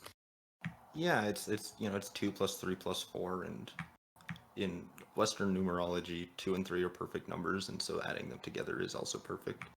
But 4 in Eastern numerology, at least Chinese numerology, which Zhang is Chinese, is very not good. So I guess that does add up to dragon, right? Perfect but evil. Perfectly not good. Yeah. It just caught my eye. The beginning of 595 in most editions. "'Tis that worm in that well." That's the signature here. Set in a tent opening, twilight breeze off the mountain flowing in around him, flaming autumn sky behind him, Evan Shelby suddenly taller, da-da-da-da-da. The ancient figure of the serpent through the ring, or sacred copulation. A much older magic, and certainly one that the Christians wanted to eradicate. And that's referring to the fact that very many snakes, when they're breeding, some of them, like garter snakes and grass snakes, which would be the only kind that Brits and Welsh were familiar with, form like these giant orgies Mm-hmm. that sometimes appear to be rings. It's wild. And some people believe that to be, and I don't think there's any stock. I don't put any stock in this, but some people do think that that has something to do with the symbol of Ouroboros, which, if you've read Gravity's Rainbow, is pretty near and dear to Pynchon's heart. Mm-hmm. Mm. So I could, maybe it links into the larger story there, in kind of the same way that the Mobius strip Conestoga cigars are. Oh, sure, yeah. Are y'all ready for my bizarre Wikipedia deep dive thing that I just found about the Lambton Worm? Oh boy, here Couldn't we go. ever be. Literally just found this out. So apparently, Anthony Schaefer, the screenwriter for The Wicker Man, the original one, not the Nicolas Cage one, Okay. he wrote a film treatment called The Loathsome Lambton Worm, which was going to be a direct sequel to The Wicker Man. First off, that's a horrible title. It is objectively a terrible title, yes. So that could have been a thing. Its sequel would have involved the original film's protagonist, a Scottish police officer battling the Lambton Worm. However, it was never officially produced. What a shame. Scottish police officer That battling the sounds Lambton terrible. Worm. Not just the title. That sounds like a really bad premise. Yeah. It does. That's probably why it never got off the ground. Because I can totally see where you're going with it, because all the Wicker Man stories and all that, combining it with a noir is a thing, and you could do the same with the Lambton Worm. But no, it doesn't make any sense to have a police officer fight a dragon. No. Now Nick Cage fighting a dragon. I again, given our pitch for our Yeah. Willy Wonka movie last time, we could make this happen. Yeah. I mean, we could even just remake like Reign of Fire, but just change out Christian Bale with Nicolas Cage. It'd be Holy a shit. lot like that the Curse of the Witch movie with Sean Yeah. Bean. Yeah. There you go. That was not good. All right, let's go ahead then and move to our funny parts. I guess Kate, you already kind of went over yours with the door. Did you have anything else, or was that the one? I that would be my biggest one, but I added all of my smaller ones in. That was definitely a good one. I think the only one that I really highlighted, other than really the whole of chapter 59 is pretty hilarious. But I did also really like the Fender Bodine's battle technique of mooning as a distraction. Yeah, that would probably be my choice, my pick. I guess, and it's a little one, because 59 as a whole, and some of the basically that stretch that we kind of went through while we were covering chapter 59 in the courtroom, it's probably the funniest part to me. But the close second is just kind of, look, Shanna, I do not do deaths. I am far too cheerful. You want to see a Romanian for that sort of thing. Yeah. That is just a good one. In the middle of a very serious story that has some very significant historical implications, not realistically, but it kind of has some implications historically. There's just a crack of a joke from a Roma Sybil who's just like, I don't do that dark shit. Let's go ahead and do quotes. So my quote comes from chapter 60. And in particular, it's a little bit of a longer one, but it starts on page 586. This is where, sort of like Will was kind of alighting earlier about Shelby's experience with surveying. This is something that comes from that portion, where it says, Shelby is, of course, also a surveyor, who ranges these mountains all, bearing and wielding his instrument like a weapon. Oh, I saw upon the instant how this was, darkly to Dixon. I saw how the ancient sorcerers must have enjoyed what they did. At our pleasure we may look through this brazen tube, through glass mathematically shaped, and whatever desirable scene sweeps by as we turn it, why 'tis ours for writing down the angle. Good heavens, what power! There's a love of complexity here in America, Shelby declares. Here space awaits the surveyor. No previous lines, no fences, no streets to constrain polygony, however extravagant, especially in Maryland, where encouraged by the resurvey laws, warrant properties may possess hundreds of sides, their angles pushing outward and inward, all sides zigging and zagging, going ahead and doubling back, making loops inside loops. In America 'twas ever, to simple quadrilaterals.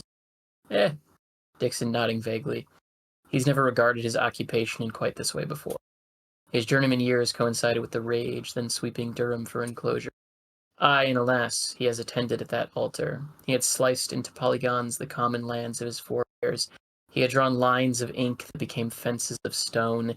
He had broken up herds of fell sheep to be driven ragged and dingy off through the rain, gates, and exile.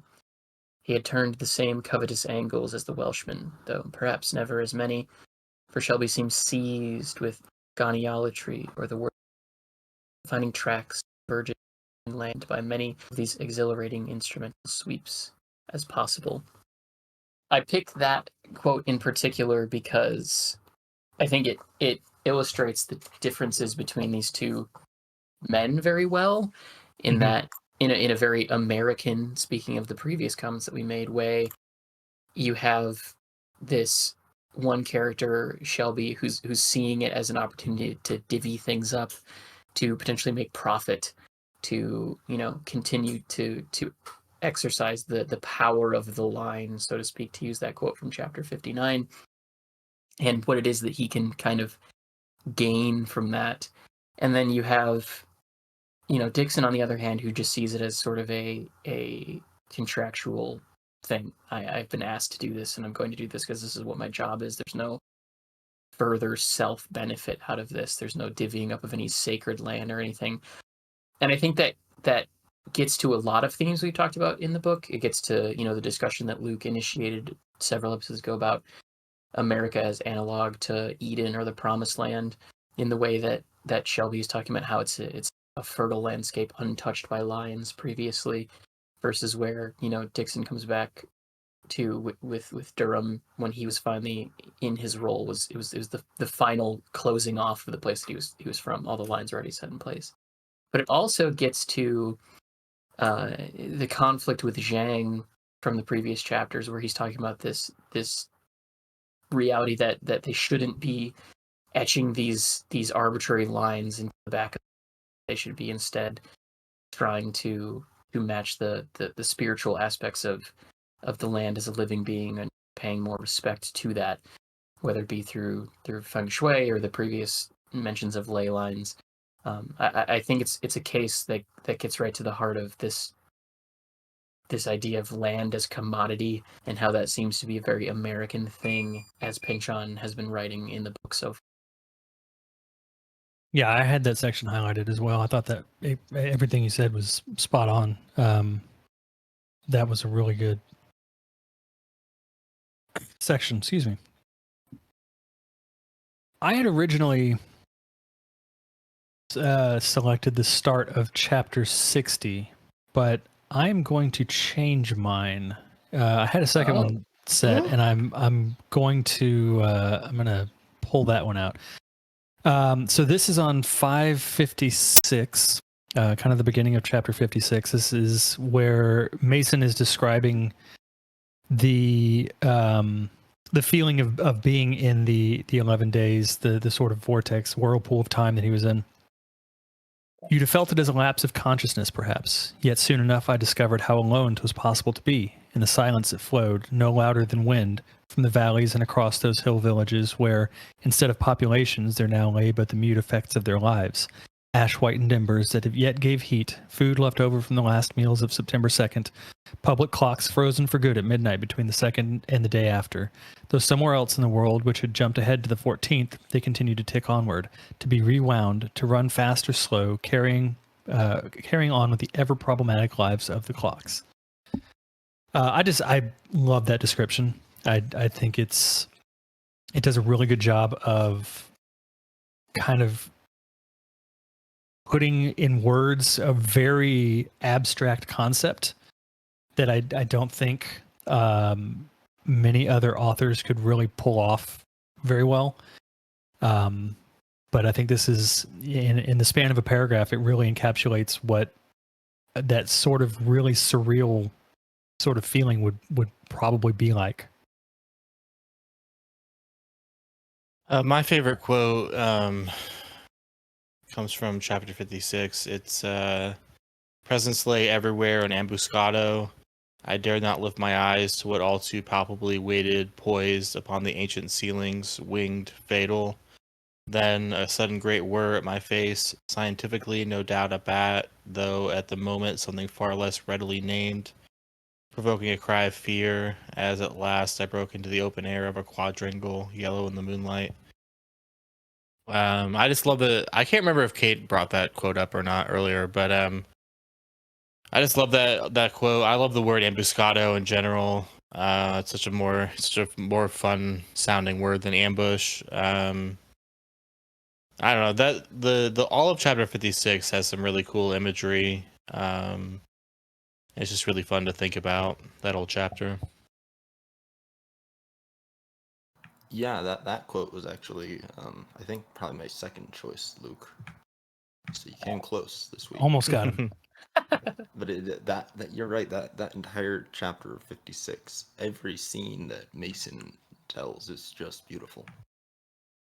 But I went with the other horror part.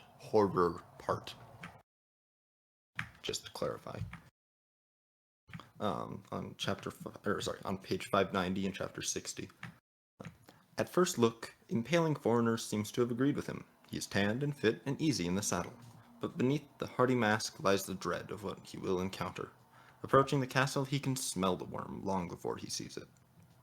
He would have much preferred a dragon. Dragons having, from time to time in County Durham, chosen to infest the roads and lay desolate the countryside, it falling usually to such known anti-draconical families as the Latimers, Weevils, or Mowbrays to respond. But those creatures were winged and clawed, fire-breathing, noble in conformation, the reptilian detailing ever harmless, almost an afterthought. Nothing like what John Lambton, rounding the last bend before home, beholds, recognizes, and understands as his own creation, something he must now before God deal with. Time has not been kind to the worm he threw in the well. It had been unpleasant enough to look at when only elver size. Now, despite what he has seen in the east, he must labor not to turn away. The 18 vents have grown astonishingly and hang, pulsating, each surrounding by a deep black annulus of something glistering and corroded. The face has lost the youthful malevolence that Lambton remembers, has rather become deep in its abandonment, now purely a weapon in the service of bloodlust, a serpent's gift for paralyzing its prey with a certain gaze that the potential luncheon, once returning it, is helpless to defy. Even Lambton, though at a safe enough distance, finds it strangely attractive. Just because, it's incredibly effective, to me at least. It really does capture what I think, all these folktales have various morals to be pinned to them, but I think the one that Pynchon clearly finds the most interesting is the idea of, making your own demons and having to clean it up later, and the ways that, doing anything half-assed can cause issues for generations. I think in those 2 chapters, he perfectly captures the sense of just horrible regret of like, oh God, I've done this. I did that. I have a problem. I think it's very effective. Absolutely, yeah.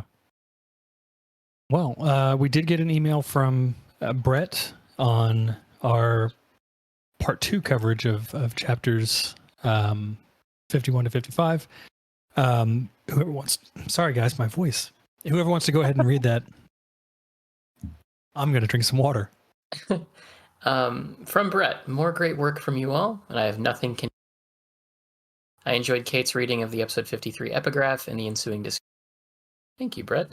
It really captured a big part of the Pynchon mission statement, I think, and provided a lot of thoughtful reflection on the role of religion in the novel. At the most recent Pynchon conference I attended, I met a lot of theology and religious studies grad students and faculty members really interested in Mason and Dixon, and you captured why. You all might find this long article interesting. My high school basketball coach and English teacher sent it to me a few weeks ago, and I enjoyed reading. Beyond that, I can be most helpful by adding some context in advance for this next week's reading. In particular, episode 59 captures the Tom Hines-Catherine Wheat affair in Pynchon's source that is readily available on. I am attaching all my annotations for episode 59. There may be some small types since these are on pages in case they'll be helpful.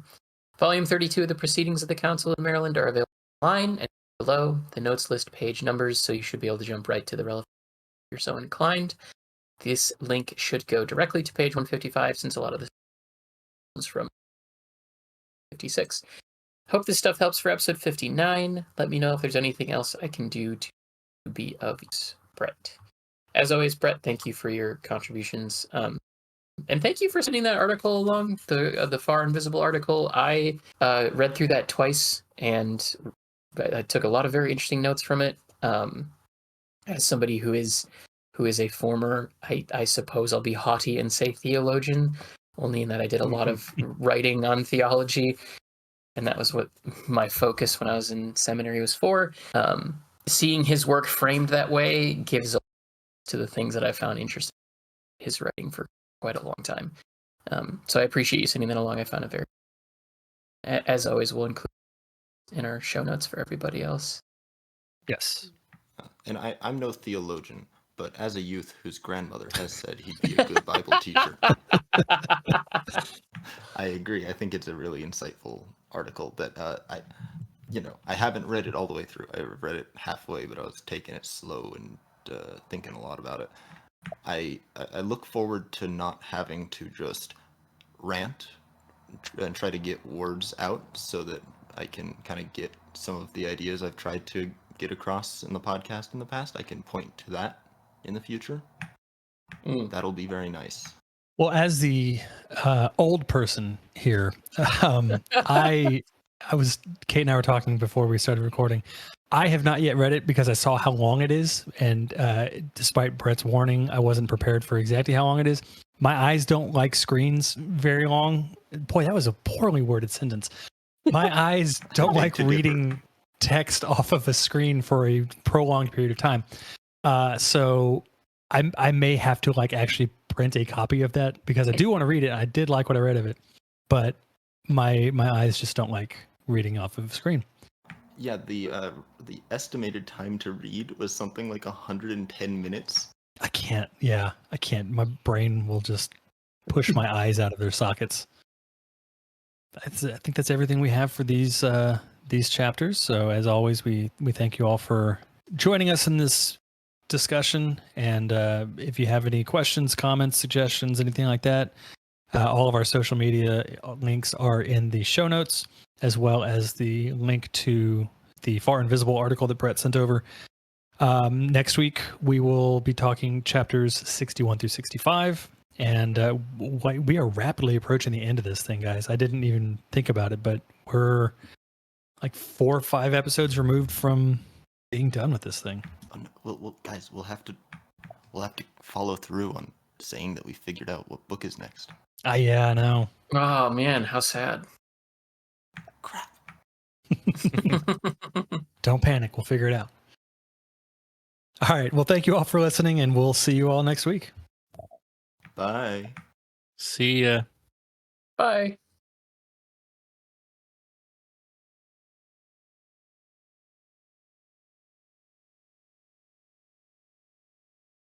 I do have to say, I will probably at some point use the phrase "my eyes don't like screens very long." That came out so unintentionally George W. Bush. The worst part is I knew completely what you were saying, but I didn't even clock how strange the phrasing was until you had actually. I knew what I was saying, and my brain just didn't like it. My brain loves it. You should talk more that like. I do make good words sometimes. Mm-hmm. I don't think I praised you enough for mentioning it last week, Luke. The thing about the book being about the relationship to Richard Farina, like the first time I read the book, I mean I was sitting there crying because it was just so touching to kind of see somebody capture the idea of friendship so completely.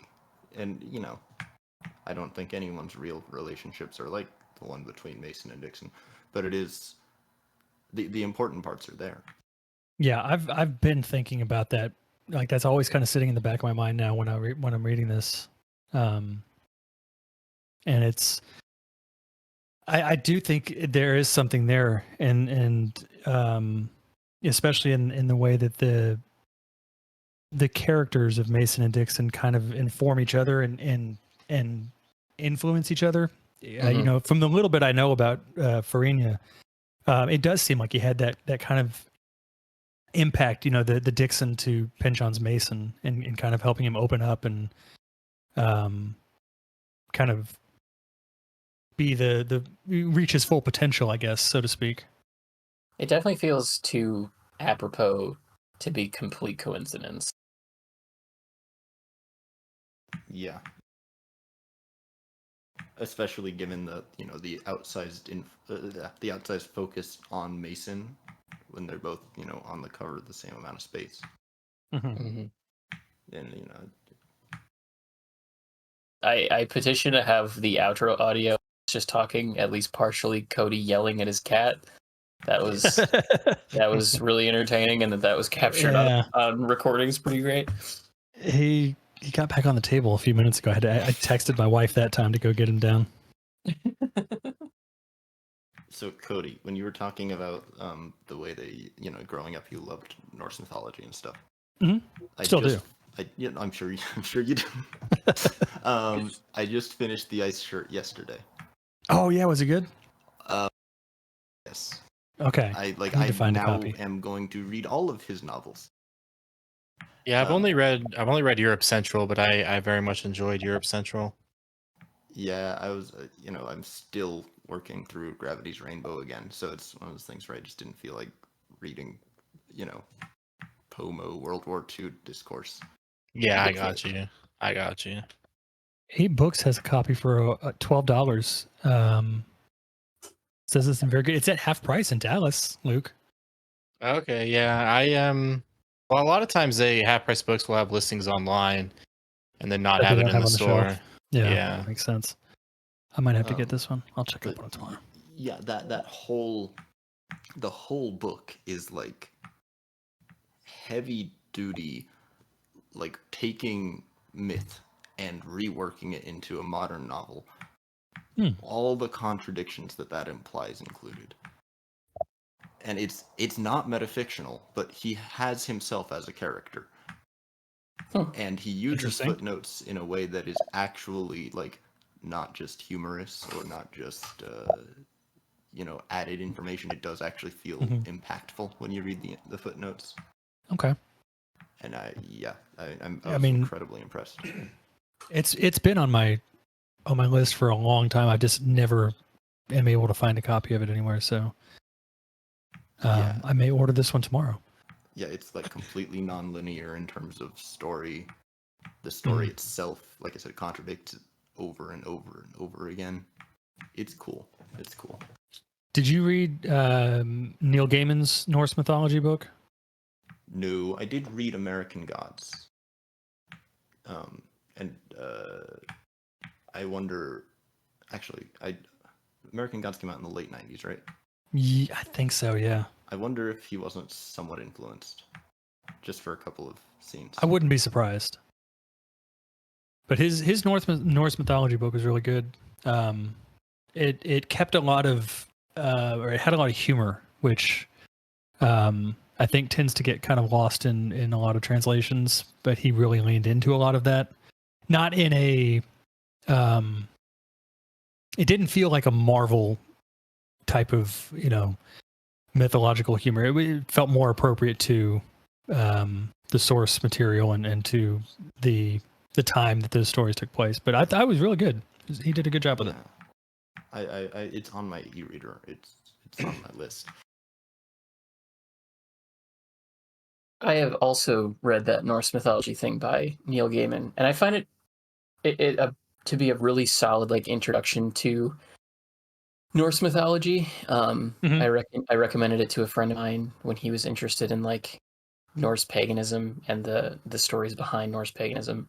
The one mild gripe I have with it is I don't love his characterization of Ragnarok when that eventually happens.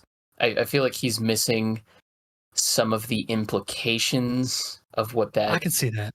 conflict more means philosophically and how that leads into the rest of Norse mythology. But So you mean like the religious and kind of like the broad social trend kind of things?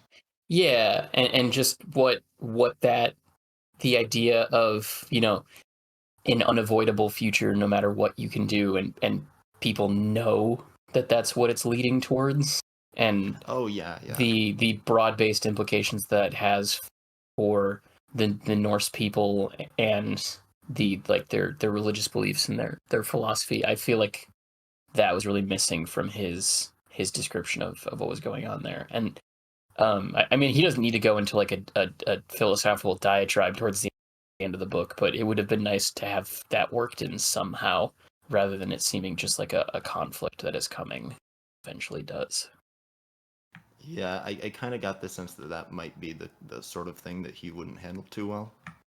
Like I said, I still plan to read the book. But... Yeah, it's absolutely worth your time. It's a quick read. It does not take... Yeah, it's very fast. Yeah, it does not take a lot of time. It sounds a lot like Mythos then by Fry. That's a fair comparison. What I would say then, actually, based on what you how you just described the shortcomings with the handling of Ragnarok, what I would say is that the ice shirt is miraculous in that it does cover the very broad strokes of Norse mythology, but it only really for context. The only part that it does cover is that sort of social change and that sort of yeah, that sort of imminent doom that overhangs everything. Mm-hmm.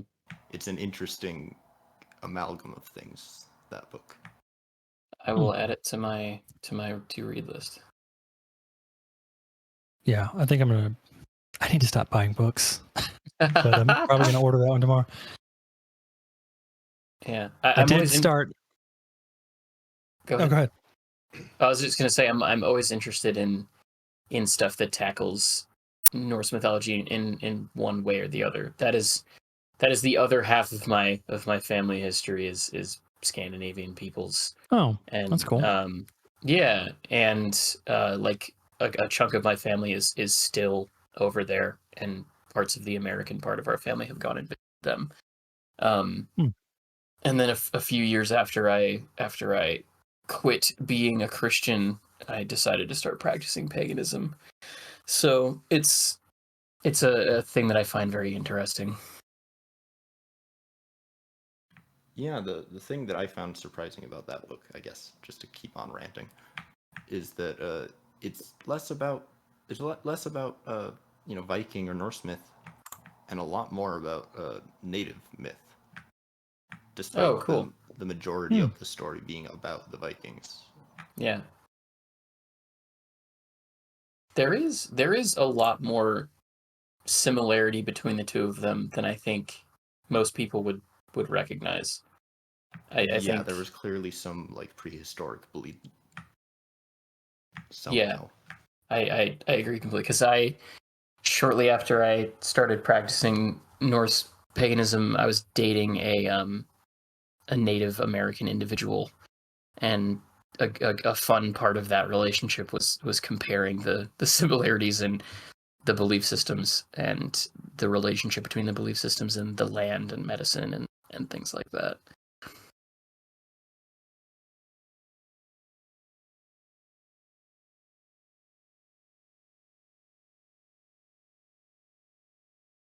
What were you going to say earlier, Cody? Oh, this was I meant to ask you guys this last week when we were talking about. I think it was last week we were talking about not our bizarre Willy Wonka fortune moneymaker machine that we're going to do. I think we got onto the topic of, I think it was within the same discussion we were talking about the A24 films. I was going to ask if you guys had seen the Green Knight and what y'all thought I of it. have Since we were in that vein of like the Norse mythology, Arthurian stuff has always been something I've really been interested in as well, and the Green Knight has always been like one of my favorite Arthurian related stories. And when I found out they were making a movie about it, I was pretty excited about it. I thought it was pretty good. It wasn't the greatest thing ever, but I enjoyed it for what it was. I mean, speaking as somebody who has not read any Arthurian, so I don't have the original context to compare it to. I really enjoyed that film.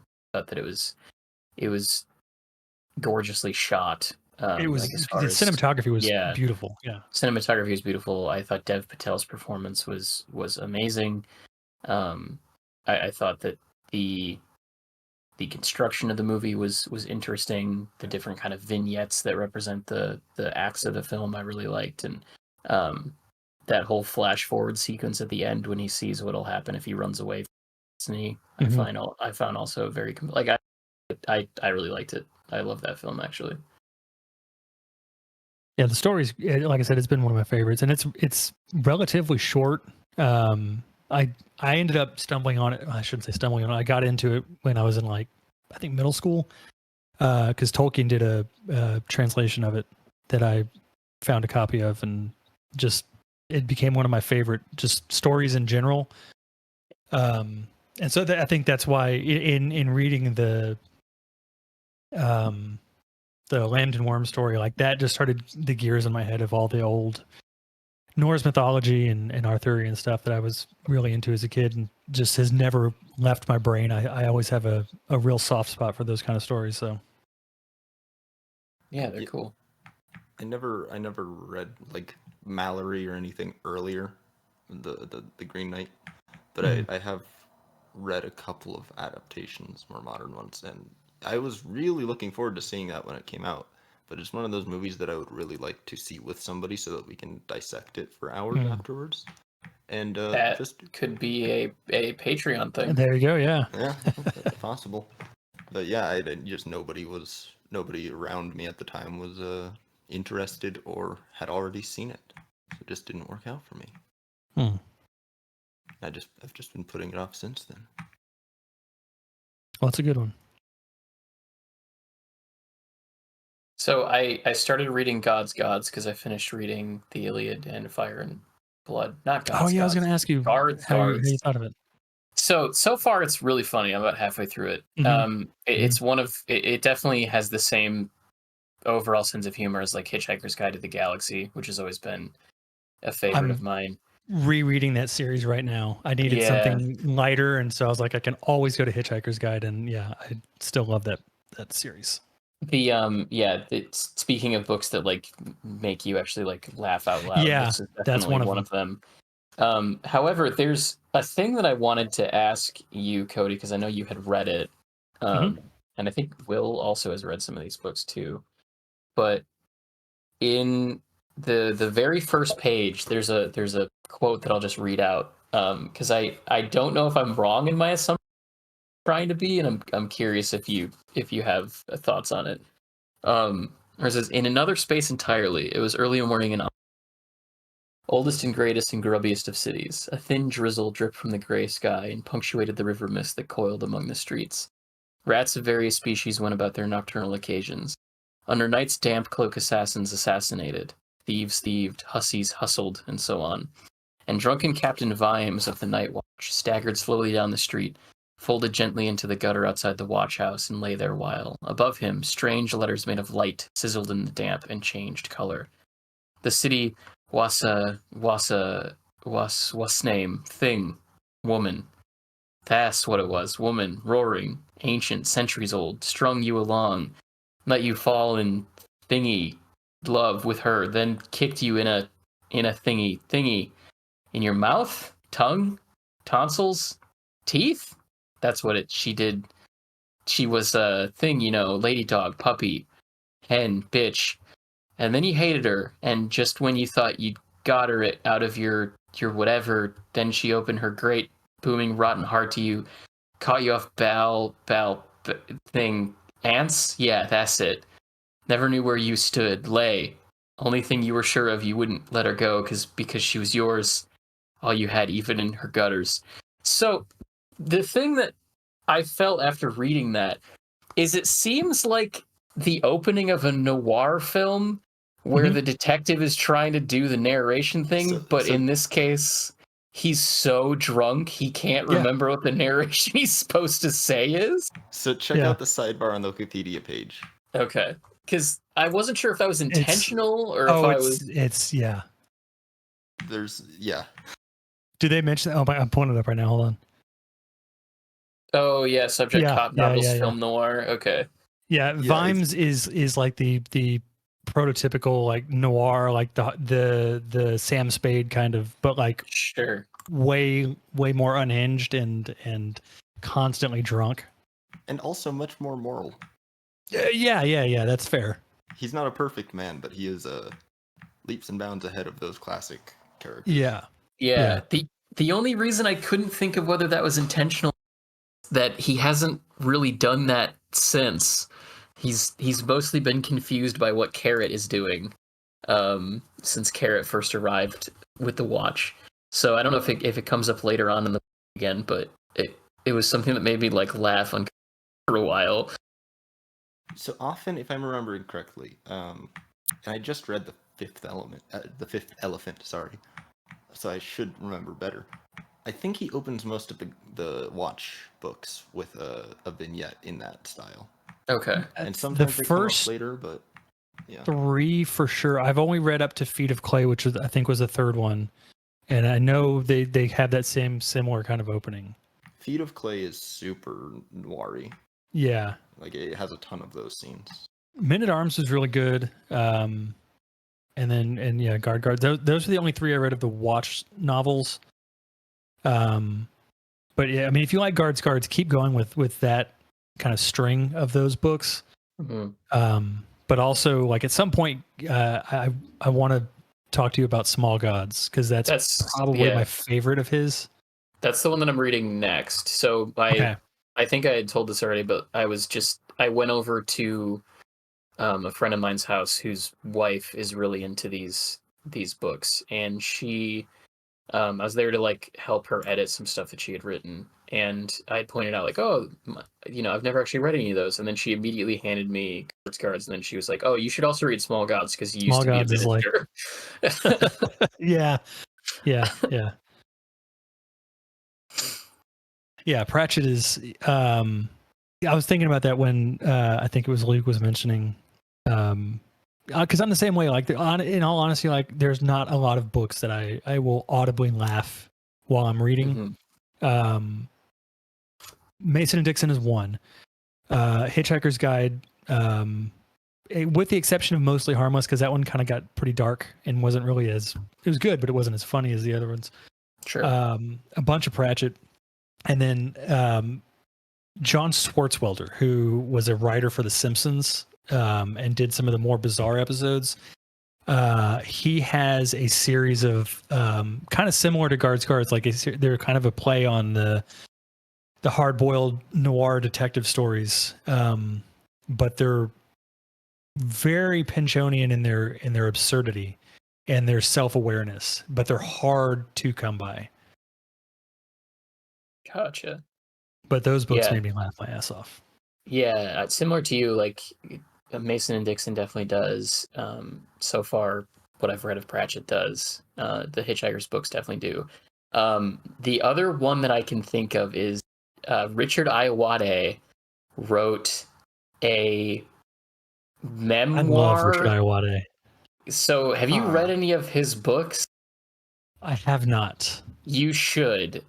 He wrote a memoir that is, in and of itself, a metafictional parody of the concept of a famous person thinking they would need to publish a memoir about their career. Is it Ayoade on Ayoade? It is, in Okay. which he he creates a second Richard Ayoade Oh that my is god. that is interviewing Richard Ayoade, the director. And it is the funniest fucking thing that I have read probably in my life. I'm looking at the cover of this, and I already love that it's a play on what's it called? That documentary about the guy that made Boondock Saints. Yeah. Oh, yeah.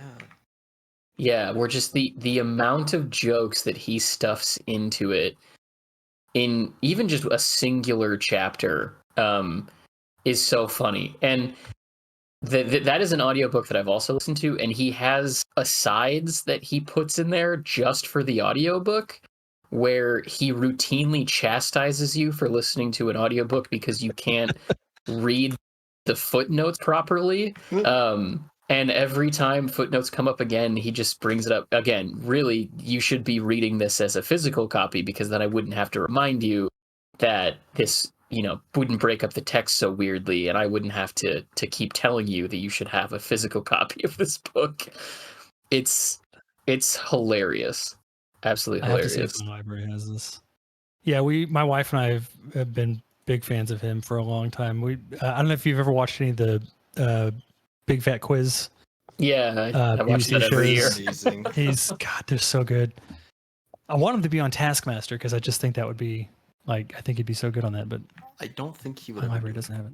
I don't think he would either. I would love to see it, but I don't think he would do it. Right. The IT crowd was good too, though. I feel weird now because when I think about every book I read, I laugh at most of them. Like The Stranger by Camus, pretty fucking funny. I do laugh at a lot of them. I just don't laugh audibly. The Stranger is pretty funny. I don't even really laugh out loud at sitcoms if I'm alone. Sure. There's stuff that I find way. very funny that I just don't laugh out loud about. Yeah, I just laugh. I laugh a lot. Yeah, I'm with you on that, Luke. If I'm by myself, there's a few exceptions. Every time, no matter how many times I've rewatched The Venture Brothers, I am in tears most of the time at a lot of that stuff. And some of the old Simpsons episodes too, and like Monty Python. But most of the time, I appreciate the humor. I just, for some reason, it's not an audible reaction I have. Yeah, in high school math class, I was reading Catch-22, and it was that part where it's like, what is Apple? Why is Hitler? And I laughed out loud, and the teacher stops class, and it's like, why are you laughing, Luke? And I it's math class, there's no reason to. And I had to I can't remember how I played it off, but I didn't reveal that I was reading a book, and I somehow was just oh, it was just something I was thinking about. But yeah, I mean, that part of Catch-22 especially always gets me. That's pretty close to one of the peaks of humor in that book. Did you watch the George Clooney produced adaptation of Catch-22 for Hulu, Luke? I've been vaguely meaning to. That and the movie, it's the old movie, but I haven't ever watched it, no. The Hulu series is actually pretty solid. I forgot they did that. Yeah, I completely forgot about it too, because I've been vaguely meaning to watch it. I just never got around to it. Yeah, I almost put it on a couple weeks ago. I'll have to move it up on my list. But I mean, seriously, Kierkegaard and Nietzsche are two of my favorite philosophers, not necessarily because they're right, but because of how funny they are. Nietzsche especially is pretty damn funny. Now, I do think Kierkegaard is right about everything, and we all must submit to Christ. However, it is the humor that keeps me coming back. Cody, where are you at in the Illuminatus thing? I gave up on it, to be honest. Okay. It got to a point where I got about halfway through the second book. I can't remember what it was called, but The Golden Apple, I think. Golden Apple, yeah. It just got to a point where I couldn't get past the way that the female characters were written, but more than that, it was like every sex scene, and they got more and more common in the second book, just got more and more uncomfortable to read. Yeah. Almost like it was just this like a, I don't know, almost like a weird dick measuring contest for writing cringy sex scenes and like just trying to like outdo the previous one. It just got to where I was like, I can't. This is just, I can't. Like, the story itself like wasn't bad. There was a lot of interesting ideas in there, but I feel like it would just kind of take like 2 steps forward and then 4 back when it would just feel like, well, we need, you know, there has to be a gratuitous sex scene in here now. Yeah. I mean, the first half of the second book is super unfocused.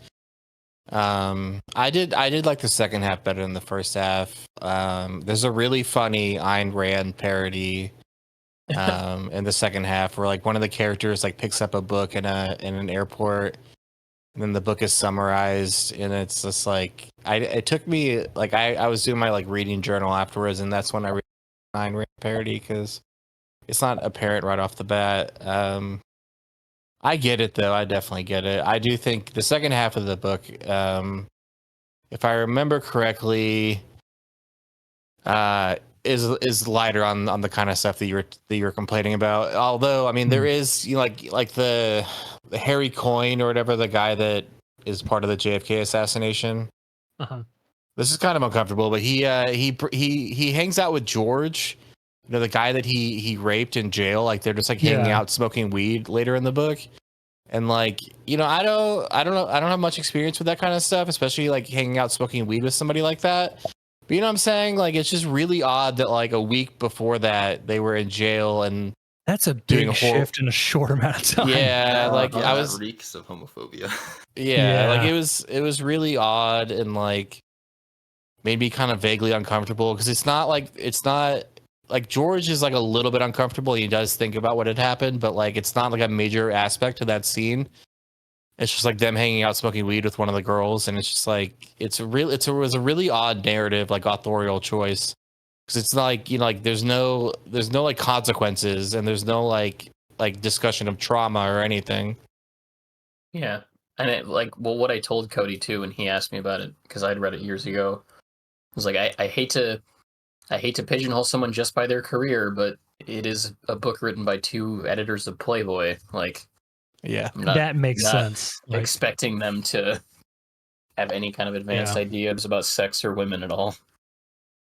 Yeah, Robert Anton Wilson talked a lot about freeing your mind, but he did not seem to do a very good job of it. Well, I am reading, I'm like a third of the way through Underworld by Don DeLillo. I'm really liking that one. Pretty fast. I've put it down for a little while just because work was burying me with all kinds of stuff and I couldn't focus on reading. And then I started playing video games again, and so that kind of ate up some of my time. But yeah, it's really good so far, and I don't know that I'll finish it anytime soon. I'm kind of trying to take my time with it as much as I can, but that's why I also started picking up Hitchhiker's Guide, was just to have something a little lighter to kind of break the. I've been reading a lot of like downer shit lately, so I need something more like you upbeat. have. So Do you think you're going to go back to The Expanse at all? Oh, for sure I am. I saw it at the library the other day, and I almost grabbed it, and I was like, I got so much. I need to just wait a minute, but like it's calling me. I really want to go back to it because I'm on Abaddon's Gate. I think that's book 3, right? Yeah, that'd be my next one. Once you're finished with book 3, I'll read book 4 with you again because that's where I'm at in my read. Oh, sweet. Okay, well then I'll pick it up earlier. I've been wanting a reason to read it, so I just finished the Hitchhiker's Guide to the Galaxy, so I was going to take a break from the series for a little bit, but I might jump into that one. My wife apparently She is reading This Is How You Lose the Time War, which has been on my list as well. Oh, that's an amazing book. I really love that book. It is a little like it's like purple prose to the max, like super purple, but I really enjoy that book, and it's not too long, and it's really evocative and fun to read. Sorry, I've read some of them all. Sorry? What book are we reading again in this whole podcast thing? Purple prose and all? True. Yeah. This is like romantic purple prose, though, if you get what I'm saying. Yeah. So like I've read Dark some and of them Stormy all, Night? Elmotar's short stories, and liked them. So No, I've heard about that. I'll have to read it though. It's an interesting book from a standpoint of its like composition and layout. It'll be a good palate cleanser from the Illuminatus trilogy as far as how it handles relationships. Yeah, I describe that book as delicate, definitely. So Yeah. all right, let me see if my library has Abaddon's Gate, or rather, which branch has Abaddon's Gate, so I can go get it. I keep thinking about funny books, and so Cody, do you consider yourself a Neil Gaiman fan? I can't remember. Yeah, I like what I've read of it. I've read almost all of his stuff, not all of it. But yeah, I like his work. How old is your younger? My daughter? Yeah. She is 8. So I would recommend the Graveyard Book. Yes, my son read. Well, no, he read the graphic novel version. I've read the graphic novel and the novel version of it. And we're going to do that on his podcast actually pretty soon. Oh, cool. Yeah, no, it's that. I mean, that's one of, I think, probably one of his funniest books. It was a really good one. We did do Coraline, and he really liked that one because he's really into the horror stuff, and so I was like, well, Coraline's a good kind of like gateway for your age. Definitely, yeah.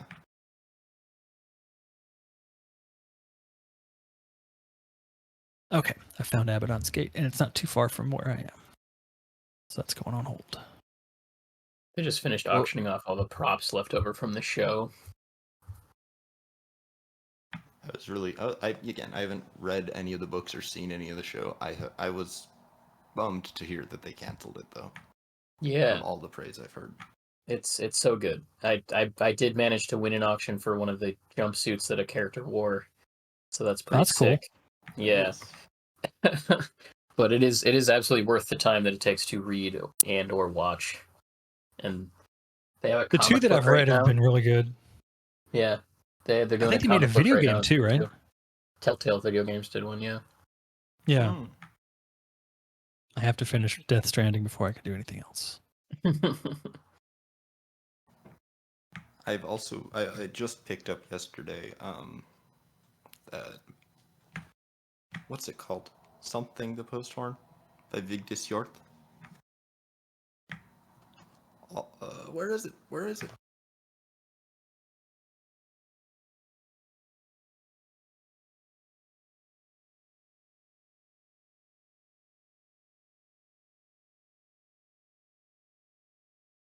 I seriously thought I would have found it on my e-reader by now.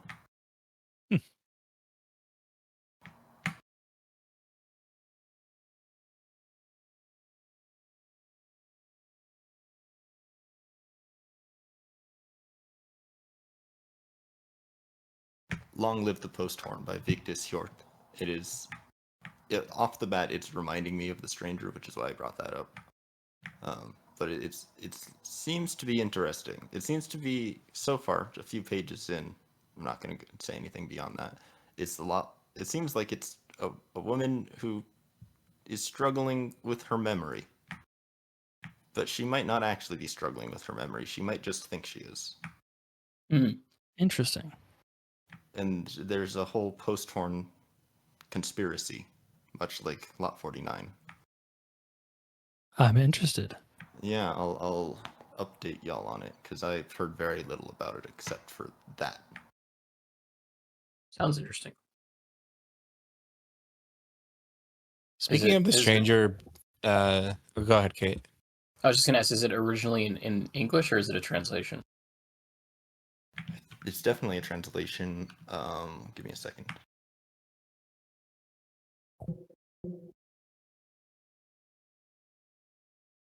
Yeah, okay. She is Norwegian.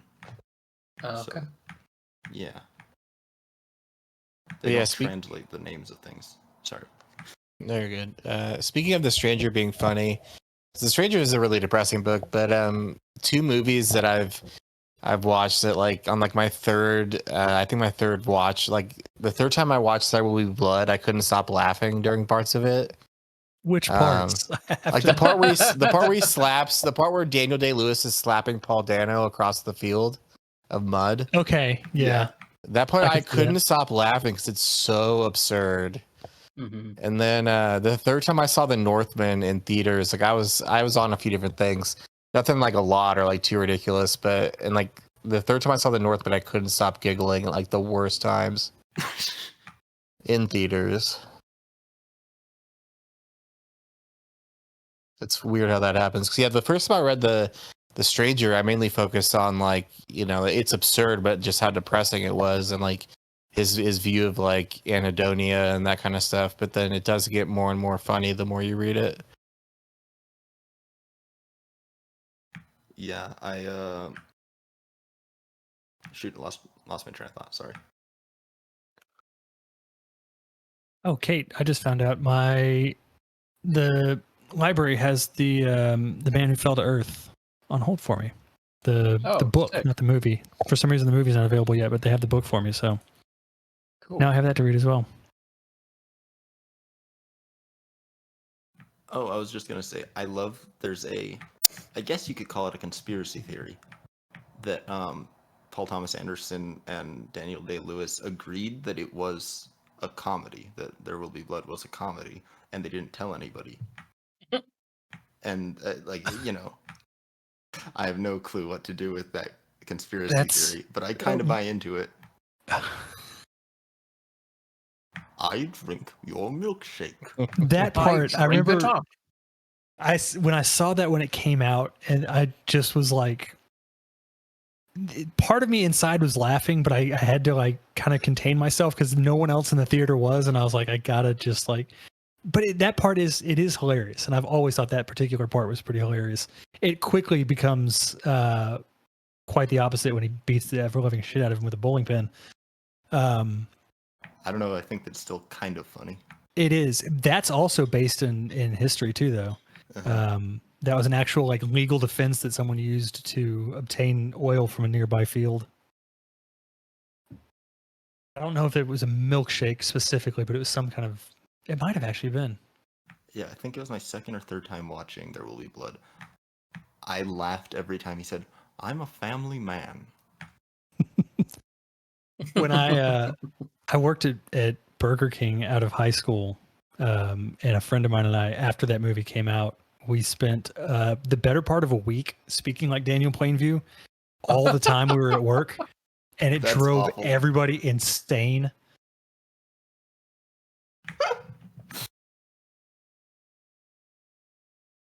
I did Basically, that like once for like a whole day when one of my coworkers brought up the fact that the photo of Rudy Giuliani looks like there's oil down his head instead of his hair dye, and then I just proceeded to do quotes from There Will Be Blood for most of that day. That's funny. Seepage!